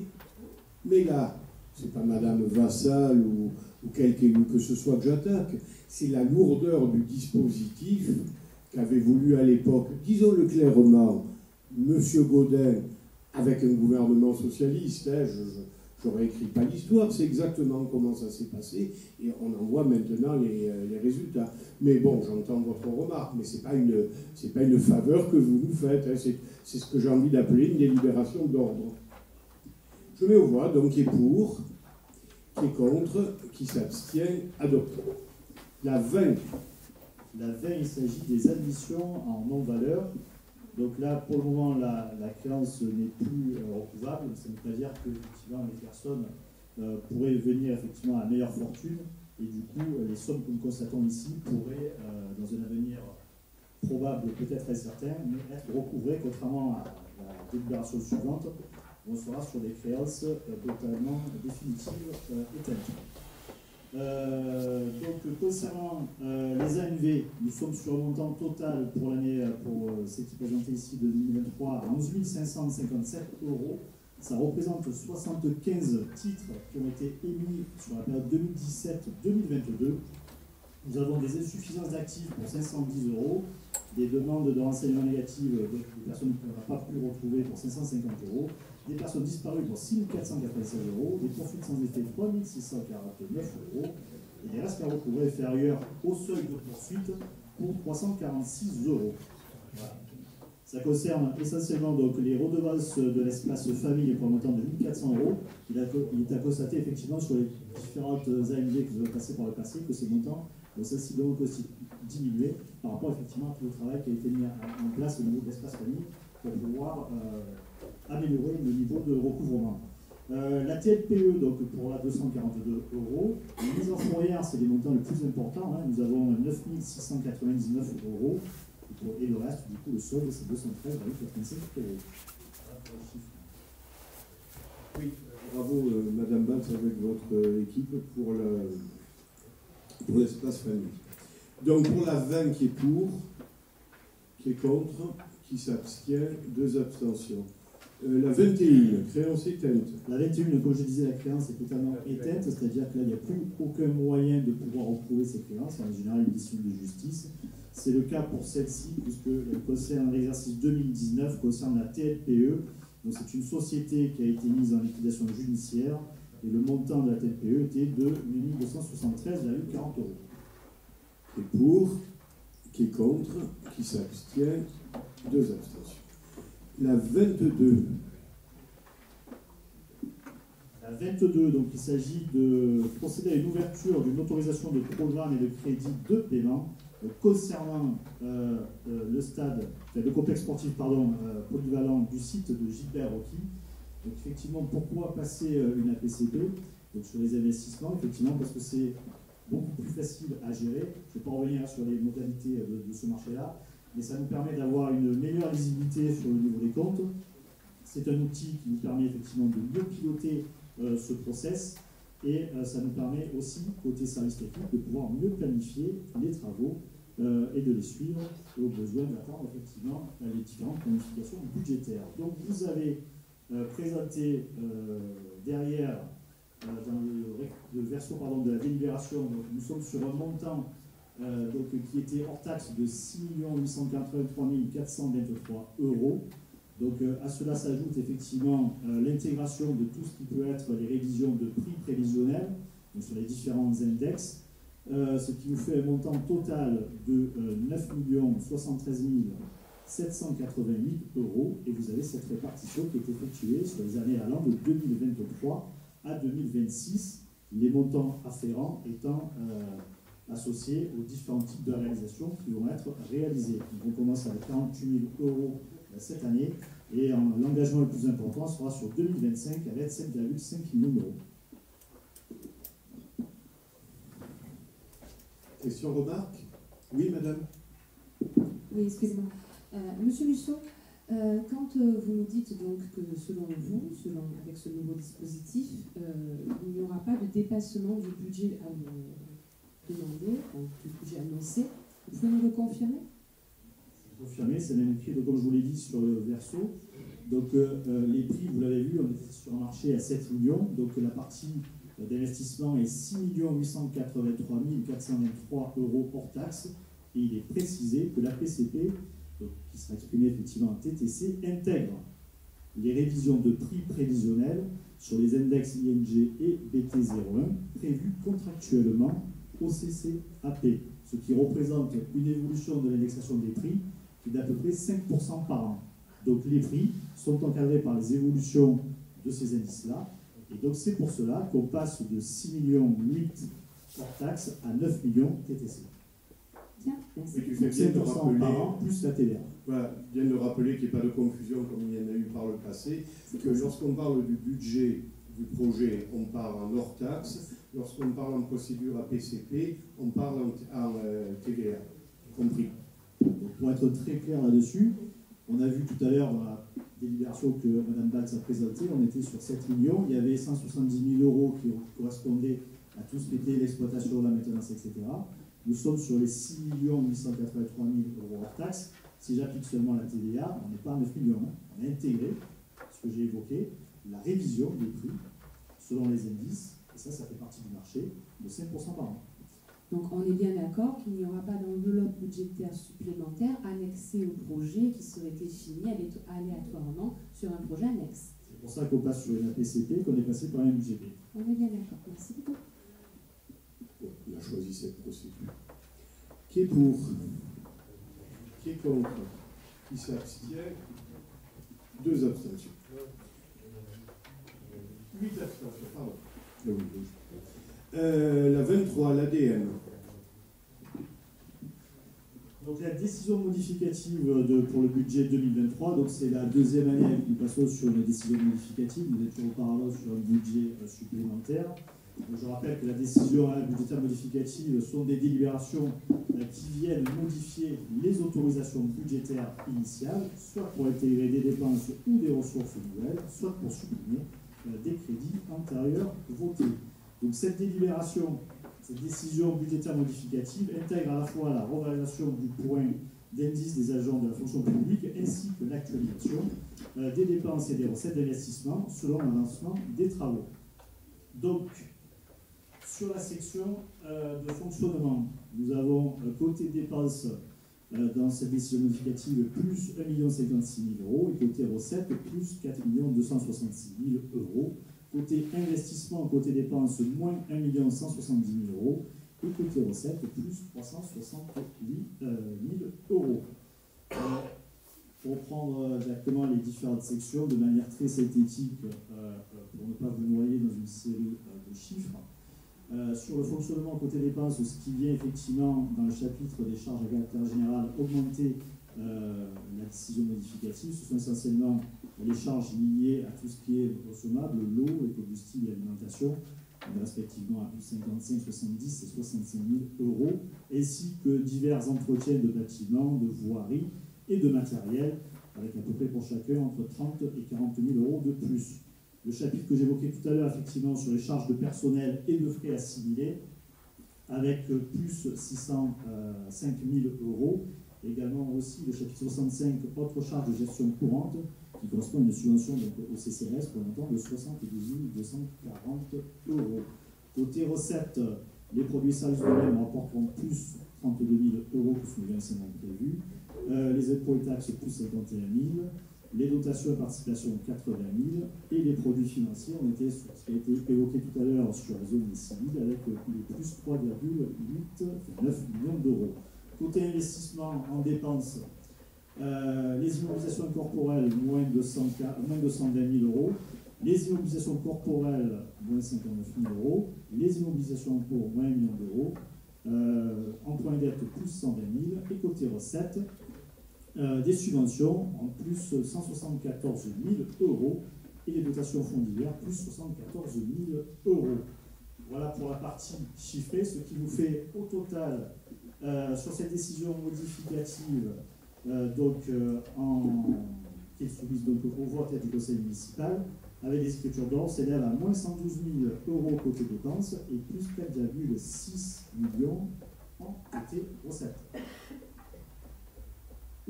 Voilà pour la séquence de la décision. Il n'y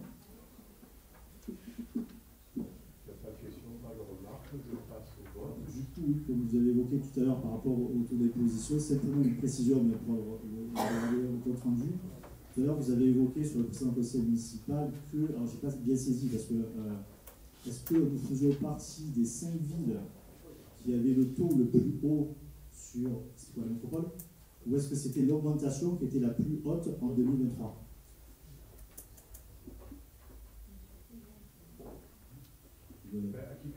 Monsieur Marot.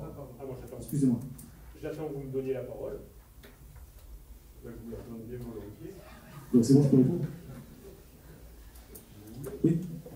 On fait partie, dans le classement indiqué par la Provence, des 5 communes qui ont le plus haut taux. D'accord, c'est le taux. Alors, je ne vais pas répondre là-dessus parce que ça me surprend un petit peu. Bon, vous dites la Provence, vous dites les faux. Hein. J'ai une petite classification. Je vous envoie l'infographie. Non, mais je l'ai, donc je vais vérifier. On a lu l'article de 2021. Alors, après, il faut toujours comparer ce qui est comparable en matière de taux, mais aussi en matière de prestations. Alors, j'ai piqué quelques taux de villes. Alors, les Pennes-Mirabeau, effectivement, nous avons augmenté cette année plus que beaucoup d'autres communes pour une bonne et simple raison, c'est qu'ils l'avaient fait avant. Et moi, c'est un choix politique que j'ai fait et que nous avons partagé au sein du groupe, d'attendre le plus possible pour augmenter les impôts. Voilà, et c'est ce qu'on a fait. Donc effectivement, si on voit des communes comme Allo, par exemple, qui n'a pas augmenté, mais son taux, nous on a 45,24, eux ils sont à 47,77, c'est-à-dire quand même sensiblement plus. Gignac, 47,57. Aubagne, 49,13. Et je cite des villes de sensibilité politique différentes.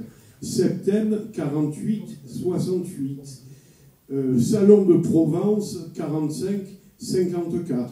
Voilà, bon, donc, après, je vais vous dire, cette histoire des impôts, c'est une polémique normale. Je veux dire, par définition, ou presque, l'opposition ne vote pas le budget de la majorité.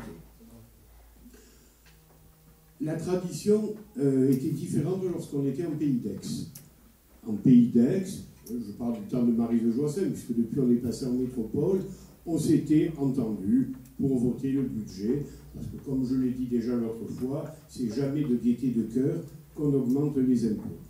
Donc voilà, c'est de bonne guerre de dire « Ah, le maire, il a augmenté les impôts ». Nous, on essaye de maintenir, comme je l'ai souvent dit, un service public de meilleure qualité possible. Je pense à 2 secteurs en particulier. Les cantines scolaires, nous avons toujours une cuisine traditionnelle, ce qui est un cas, je ne dis pas unique, enfin il y a peu de communes qui sont dans le même cas, plus la police municipale. Après, c'est des bonnes guerres de dire qu'on gère mal, qu'on ne devrait pas augmenter les impôts, etc. Hein. Moi, ça ne me choque pas du tout, comme l'a dit M. Amaro tout à l'heure. On n'a pas la même vision des choses. Oui. Oui, pour être précis, c'est l'infographie qui date du 18 octobre, qui est disponible dans la Provence, avec le classement de toutes les communes. Vous avez au-dessus de nous Istres, vous avez d'autres communes effectivement qui sont au-dessus, et on est dans la 5e position des taux dans l'infographie du 18 octobre qu'on va vous transférer avec grand plaisir. Juste, monsieur le maire, sur les impositions, nous ne sommes pas des politiciens, on n'est pas dans la tradition politique. C'est juste que nous évoquons toujours le fait que les communes que vous avez citées, est-ce qu'elles ont 15 millions d'euros d'excédent budgétaire? Cet excédent budgétaire, je vais vous dire, à la fin du mandat, il n'y aura plus rien. Hein. Là, cette année, ah bah oui, non, mais là, cette année, est-ce que vous avez 15 millions d'euros d'excédent dans cette commune? Monsieur Amar, vous êtes le premier à dire que gérer, c'est prévoir. Nous avons des investissements relativement importants qui sont programmés. Bon, tout à l'heure, on a longuement discuté de Gilbert Roquier, on est d'accord, on n'est pas d'accord, qu'importe, c'est un gros investissement. Il n'a échappé, alors je ne suis pas un grand spécialiste de la finance, mais je crois que votre orientation professionnelle va dans ce sens. Il ne vous a pas échappé que les taux d'intérêt ont augmenté de façon considérable. Aujourd'hui, emprunter pour les communes, on va emprunter autour de quoi? 5%? Voilà, on va emprunter autour de 5%. Donc, j'ai demandé à mes services de garder vraiment ça pour un gros pépin. Je vais finir. Il y a quelques années de ça, il n'y a pas si longtemps que ça, quand je suis revenu aux affaires, comme on dit, les taux d'intérêt étaient encore très faibles. Et j'avais dit, mais profitons de l'aubaine, empruntons. Et de façon extrêmement juste, et là ça va totalement dans votre sens, mes services m'ont dit, monsieur le maire, gestionnairement, ce n'est pas raisonnable d'emprunter alors que vous avez effectivement un excédent. Et cet excédent, j'ai effectivement décidé progressivement de l'utiliser surtout pour de l'investissement, parce que telle est la règle, mais éventuellement pour du fonctionnement. Et puis pour être tout à fait transparent avec vous, il y a une nouvelle que j'attends en décembre ou janvier, et qui ne sera pas bonne. Elle ne sera pas bonne. C'est les pénalités SRU.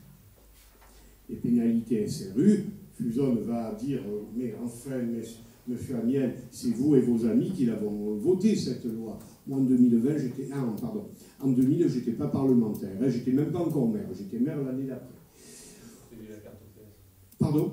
Vous avez la carte au PS. J'en ai, tout à fait. J'ai demandé à parler, personne. Mais Charles, j'avais la carte au PS, et effectivement, je l'ai rendue pour des raisons dont je me suis déjà expliqué. Mais effectivement, la loi SRU, qu'elle plaise ou qu'elle ne plaise pas, elle est là. Et je vais vous dire un truc. Si vous arriviez au pouvoir, on ne sait jamais, vous y comptez bien. Moi, je croise les doigts dans votre sens. Bon, c'est logique. Mais si vous arriviez au pouvoir, vous voulez que je vous dise, vous ne la supprimerez pas.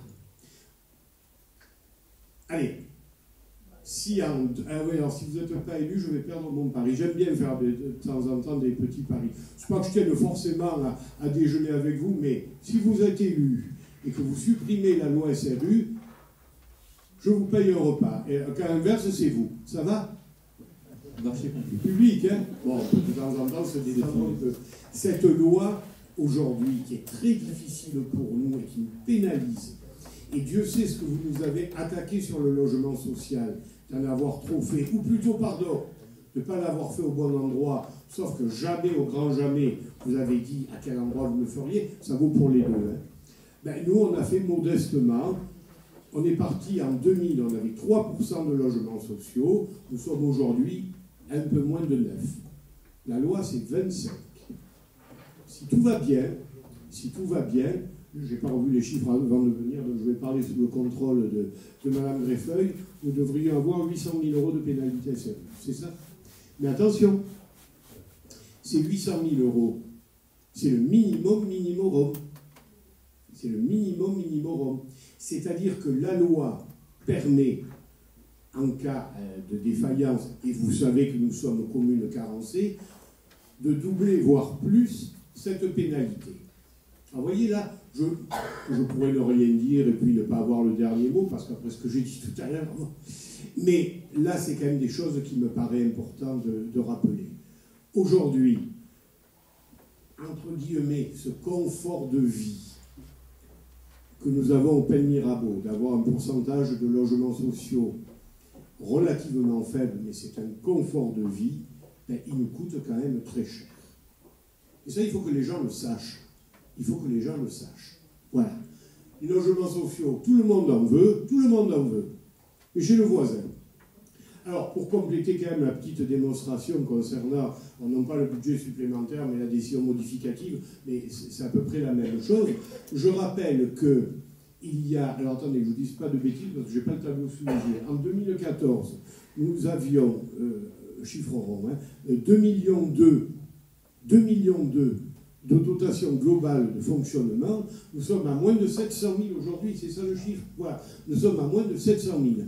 Alors je veux bien que je sois le pire des gestionnaires, je fais les pires choix, que tout ce que je fais y réfléchit, mais tiens, pour la suite, ben c'est vous qui s'adresse à la cantonade, hein, vous essaierez de faire mieux.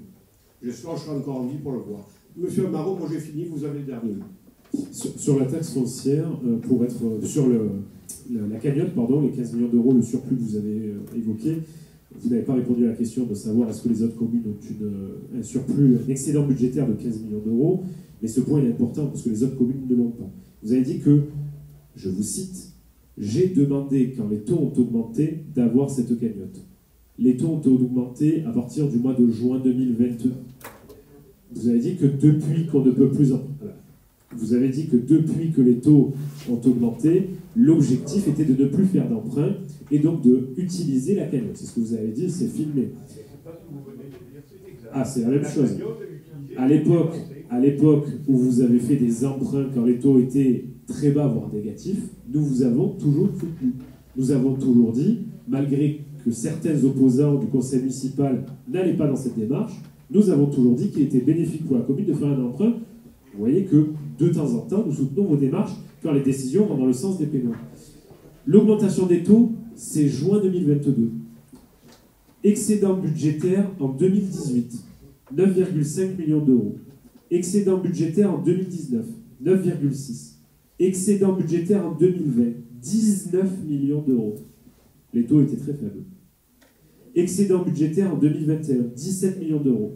Excédent budgétaire en 2022, 15 millions d'euros. Donc la vision que vous apportez ce soir ne répond pas à la problématique. Vous avez augmenté la taxe foncière. Nous faisons aujourd'hui partie du haut du classement sur le taux par rapport aux communes aux alentours, malgré le fait que nous ayons 15 millions d'excédents budgétaires. C'est ça que nous reprochons. Maintenant, si nous sommes dans une commune du nord de la France, en déclin, où les entreprises disparaissent, où le budget est négatif, bien entendu que quel maire peut sortir sa ville d'une situation catastrophique sans augmenter les impôts, mais pas dans une ville très riche comme la nôtre. Je réponds, hein. Juste en liminaire, effectivement, on consacre la moitié de nos recettes de fonctionnement à de l'investissement. Sachant que, comme ça a été dit, on a un très faible emprunt et on a une dette par habitant qui est de 396 €, alors que la moyenne nationale, elle est de 999 €. Après, la question que vous posez, tout le monde se la pose effectivement. Pourquoi est-ce que quand on a 15 millions d'euros de cagnotte, on décide d'augmenter les impôts? Le premier élément, c'est effectivement, il faut d'abord distinguer le fonctionnement de l'investissement. On peut me dire, on peut prendre cette cagnotte-là et combler le déficit de fonctionnement. On va faire un calcul qui est très simple avec les 15 millions que vous avez cités. Vous l'avez vu, on a voté lors du précédent conseil municipal, le contrat départemental, 14 millions d'euros, 7 millions que nous allons financer, 7 millions que le conseil départemental va financer. On a passé là aussi un certain nombre de demandes de subventions. En moyenne, sur ces dernières années, en étant très simple et très bas, on dépense à peu près entre 4 et 5 millions d'euros. Donc, subvention déduite. Alors, parfois c'est plus, parfois c'est moins. On revient à ces 15 millions d'euros. On va aller sur la fin du mandat, 2026, 3 ans. 4 millions d'euros. Je prends pas 5, je prends 4. 4 x 3, 12 millions d'euros. Et là, ce qu'on évoquait tout à l'heure, aujourd'hui, on est en train de prévoir le budget de l'année prochaine. Malgré les augmentations, on est sur un déficit de 2 millions d'euros. 1 million x 3, 3 millions d'euros. 12 et 3, 15. Ça veut dire que là, si on reste comme ça, à investissement constant, à fonctionnement constant, à prestation constante vis-à-vis de nos administrés, sans augmenter les impôts, on serait en dépôt de bilan et en cessation d'être. Vous pouvez rigoler, M. Marron, mais c'est la réalité, c'est mathématique. Après, vous ne comprenez pas, c'est une chose. En tout cas, aujourd'hui, je suis content qu'on gère ça. Ben si, c'est comme ça. Que vous voyez ou non, c'est mathématique et vous ne pouvez pas contester ceci. Après, c'est votre vision, c'est pas la nôtre. Et voilà. Oui, non, ce qui est mathématique, c'est qu'il y a un réel problème de gestion au sein de la commune. On avait parlé la dernière fois, quand on a la masse salariale qui augmente de 6%, il y a 3 employés en moins, et que le point d'indice des fonctionnaires augmente de 3,5%, c'est qu'il y a un problème. C'est qu'il y a un problème. Il y a un problème de gestion qui est criant.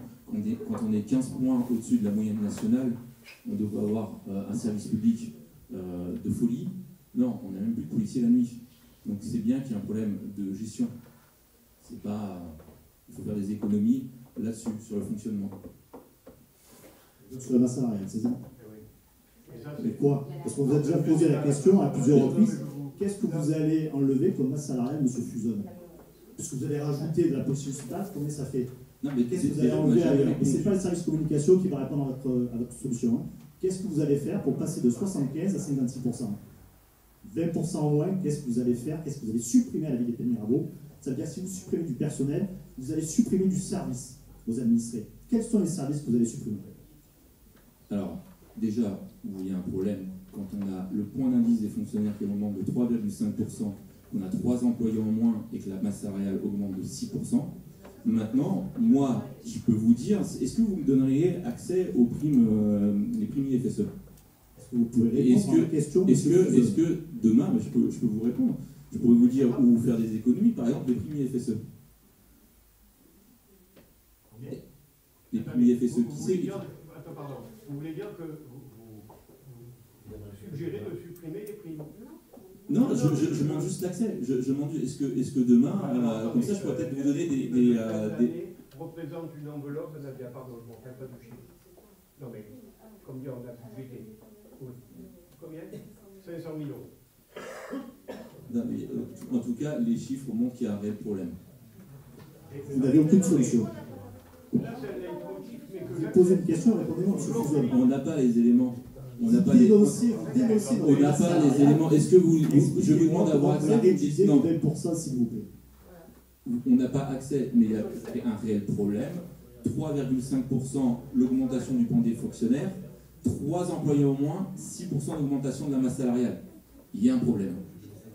Vous ne répondez pas à la question. Il ne faut pas être bon en maths. Il faut juste avoir un niveau de CP, quoi.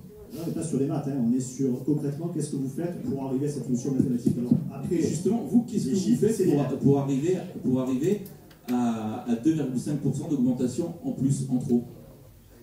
Non, mais moi, alors attendez, là, c'est effectivement, c'est un problème vous avez raison, c'est un problème de gestion. Moi, je ne me vois pas aujourd'hui diminuer le volume et je joue sur les mots, le volume de services publics. Parce que si on reprend ce qui a été dit tout à l'heure, vous savez, il y a une façon assez simple de réduire la masse salariale. Mais c'est un jeu d'écriture. C'est de tout déléguer, de faire une délégation de service public pour tout.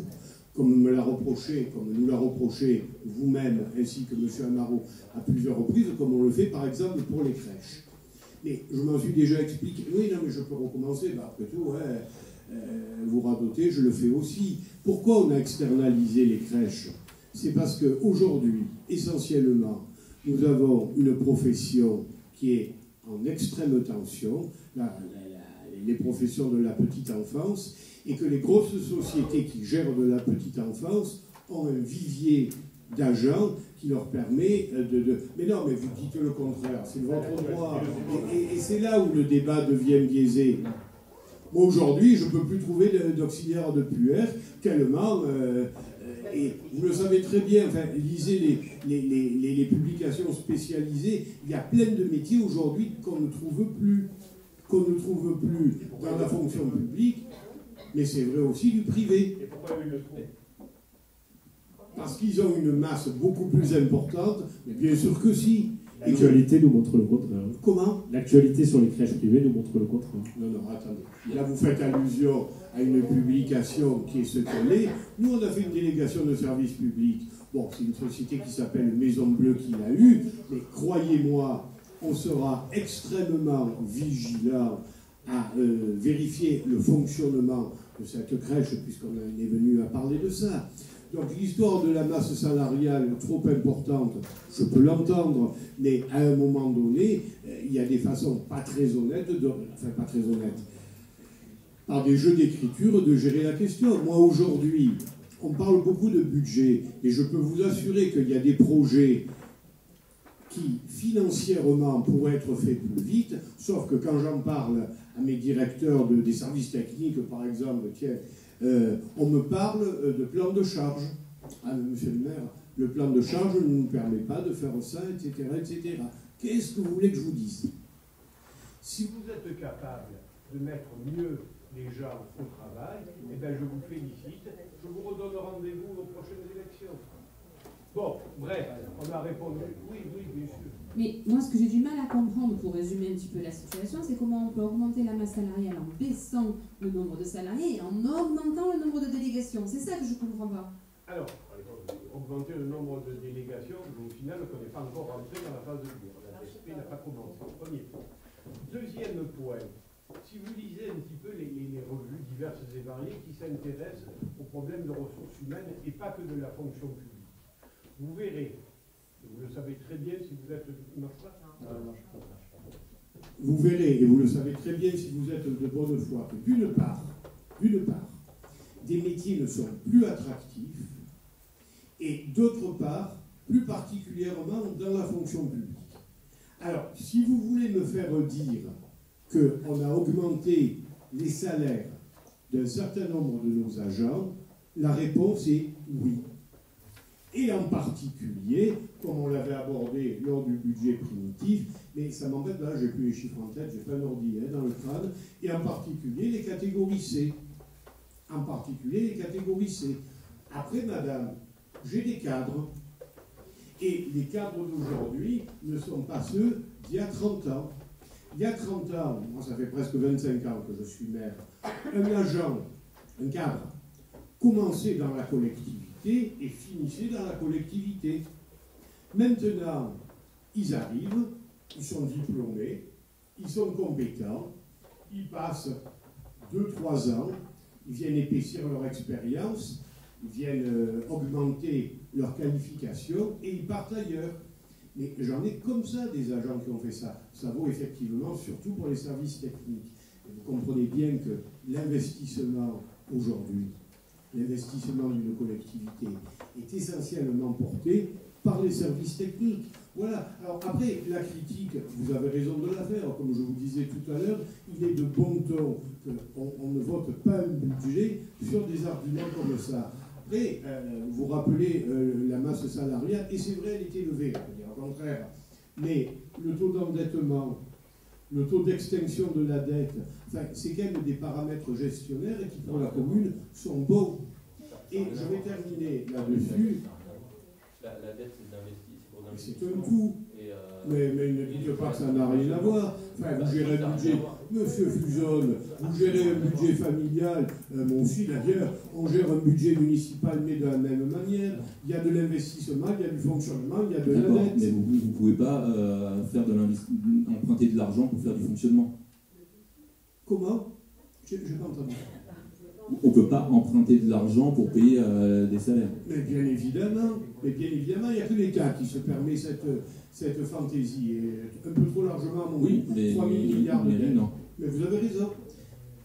Et ce qui explique qu'on a d'ailleurs provisionné cette cagnotte aussi pour ça. Je n'aime pas le terme de cagnotte. Je voudrais terminer par un point. Avant de descendre au conseil municipal, j'ai lu une publication de la Cour des comptes, c'est-à-dire quand même la plus haute juridiction qui donne son avis sur les questions de gestion et de finances. Cette publication est une catastrophe pour les communes. Pourquoi? Parce que ces gens-là, que je connais pour les avoir pratiqués au Sénat, et qui tous les ans venaient très doctement nous expliquer pourquoi on était mauvais, ces gens-là ont une vision extrêmement macroscopique des choses. Et je vais faire simple. Les communes, je force un peu le trait, je le reconnais. Aujourd'hui, les communes dépensent mal leur argent. Vous voyez, ça vous donne raison. Ça vous donne raison. Mais aujourd'hui, vous connaissez le dispositif des attributions de compensation, qui dans notre budget de mémoire représente 26%. 26%, pas négligeable. Un quart de notre budget, c'est les attributions de compensation. Vous savez ce qui revient de la métropole? C'est la même Cour des comptes, et à un niveau local, la Chambre régionale qui dit, messieurs les maires, et surtout, Madame la Présidente de la métropole, ces attributions de compensation dans les Bouches-du-Rhône n'ont plus de raison d'être. Je peux vous dire que si en plus du reste, on nous supprime tout parti les attributions de compensation, là, vu ce qu'on va rogner sur les services publics, vous serez effectivement probablement élu. Voilà, vous rajoutez quelque chose? Simplement remercier l'ensemble des services avec qui on a pu établir cette décision modificative et les services finances encore présents à l'effectif pour avoir réalisé ce travail précédent. Merci. Allez, je mets aux voix. Qui est pour? Qui est contre? Qui s'abstient? 6 contre, 2 abstentions. C'est noté. Tu as fini là, La 24, Sylviane.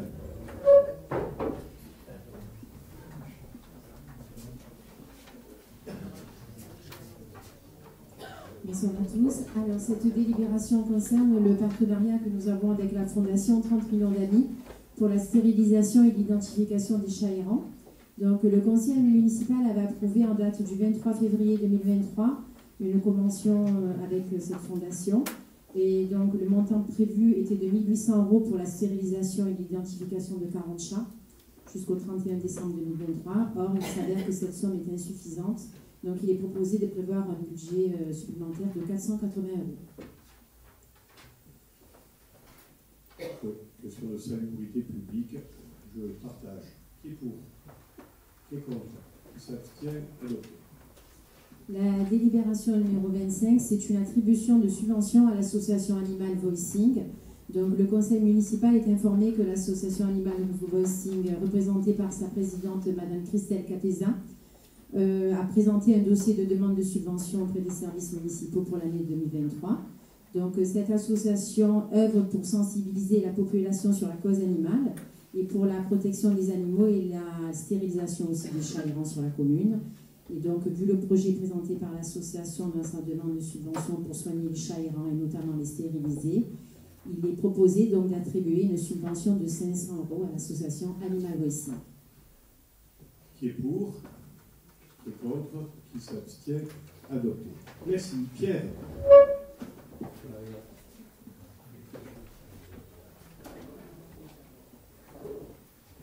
Bonsoir à tous. Voilà la 26. C'est l'attribution d'une subvention au tennis club des Plaines Mirabeau à son président Jérôme Brognard pour la somme de 2 000 €. Qui est pour? Qui est contre? Qui s'abstient? Adopté. La 27. C'est l'association Violin Sportive des Plaines Mirabeau, représentée par Bruno Garnier, le président du basket, pour la somme de 6 000 €. Qui est pour? Qui est contre? Qui s'abstient? Adopté. La 28. La 28, c'est le Curling Club des Plaines Mirabeau et son président, M. Vitacor. Alors, la subvention est en totalité de 6 000 €, qui est composée de 2 000 € pour le fonctionnement et 4 000 € pour la participation de l'achat au midibus. Oui, je me permets de rajouter le mot qu'on a voulu et qu'on a particulièrement défendu compte tenu de la pénalité concernant l'association des tireurs de bateau par rapport à la fermeture du c'est ça. Donc ça me paraît légitime. On a fait ce geste et je suis ravi. Qui est pour? Qui est contre? Qui s'abstient? Adopté. 29. La 29, c'est l'association ELA pour une subvention de 500 €. Qui est pour? Qui est contre? Qui s'abstient? Adopté. Je voudrais juste rajouter, monsieur le maire, vous me voyez satisfait en tant qu'élu au sport de la réalisation du complexe Gilbert Rocky, car les associations concernées sont réjouies de ce projet, car nous les avons concertés et en plus ils le méritent bien. Alors je tiens à remercier le service des sports et tous les services qui ont participé à la réalisation de ce beau projet. Merci. J'avoue que si tu avais dit le contraire, ça m'aurait un peu contrarié. Ça me présenter un peu aussi. Merci, Gérard. Oui. Alors, bonsoir à tous. Alors, ça concerne une convention de partenariat tripartite entre la ville des Plaines Mirabeau, l'Éducation nationale et l'association Nouveau Regard sur le handicap, concernant 2 journées supplémentaires de sensibilisation handicap qui auront lieu en 2023 pour le groupe scolaire de la Gavotte et en 2024 le mardi 14 mai à l'école primaire de la Voilonne. Très bien. Qui est pour? Qui est contre? Qui s'abstient? Adopté. Ah ben c'est à moi là, pour les 2 dernières. Alors la 31, c'est une subvention au Foire Mondial de France. Bon, je ne vais pas revenir sur le martyre que vivent les gens du Ralabar, mais j'y reviens quand même parce qu'aujourd'hui, j'ai le sentiment que ça pète dans tous les coins du monde et qu'un concept qui me fait du mal au cœur de citer, parce que ça va faire plaisir à plusieurs, mais que je citais quand même, on a bel et bien affaire à un choc des civilisations. Effectivement. Non, mais pour vous, tout est évident, mais vous avez la science infuse. Moi, à mon âge, il me faut du temps pour comprendre, pour absorber. Et le bouquin de... Qui c'est qui a écrit le choc des civilisations? Émeric Chopin. Comment? Émeric Chopin. Non, Samuel Huntington, peu importe, c'est pas grave. Effectivement, se révèle un ouvrage prophétique. Voilà, bon, bref, subvention au Fonds arménien de France, 2000 €. Qui est pour? Qui est contre? Qui s'abstient? Adopté. La 32, c'est la traditionnelle création d'emplois permanents qui ne sont pas, comme je l'ai longuement expliqué chaque fois, des embauches. Bon, là, il y en a un peu plus que d'habitude, justement, à cause de l'histoire de la délégation de service public au niveau de la crèche, qui est l'illustration de ce que je vous disais tout à l'heure. 3 aides maternelles au niveau de la petite enfance, un agent de restauration au niveau de la petite enfance, un agent d'entretien au niveau de la petite enfance. Après, il y a un contrat à durée indéterminée de l'école de musique et la stagiarisation d'un agent des services techniques qui est plombier. Je mets aux voix qui est pour, qui est contre, qui s'abstient, adopte. Ben voilà, vous voyez, pour pratiquer l'autodérision, ce que je disais tout à l'heure, c'est moi qui ai les derniers mots. Par contre, je dois une excuse, les derniers mots sont pour les imbéciles. C'est pas Talleyrand qui a dit ça, c'est Karl Marx. Il n'y a plus notre ami Baroni pour applaudir, mais voilà. Petite mention pour ce type que j'aimais bien, même si je n'en partageais pas les idées. Nous avons par ailleurs la demande d'une délibération qui est soumise par M. Amaro, dont le rapporteur est Mme Katia Delavaux. Nous la mettrons à l'ordre du jour la fois prochaine pour qu'il y ait des questions de débat. Si vous la représentez, bien entendu. N'oubliez pas de faire. Je ne veux pas être à cheval sur la forme, mais quand même un peu. Alors, quel est... Vous faites la même chose la prochaine fois, mais pas en distribution sur table. Non, tout le monde a reçu par mail, monsieur le maire. On l'a envoyé le même jour que vous avez envoyé la délibération a été reçue après envoi du conseil municipal. Je préférerais qu'on puisse l'adjoindre au conseil municipal. Merci, bonne soirée à tous. Le prochain conseil, c'est pas novembre, c'est décembre. Jeudi 14 décembre. Juste cette semaine. Est-ce qu'il n'est pas possible de nous donner de la visibilité sur les dates du conseil? Parce que là, c'est parce que quelqu'un de votre équipe nous le dit en off. Mais si personne ne nous donne de la visibilité sur le conseil, ce serait bien d'avoir le planning. Non, bien sûr. Merci. Alors, la date d'aujourd'hui plutôt que de demain, j'en assume la faute, je suis absent demain soir. Vous êtes au match de l'OM? Non, mais bien, c'est normal.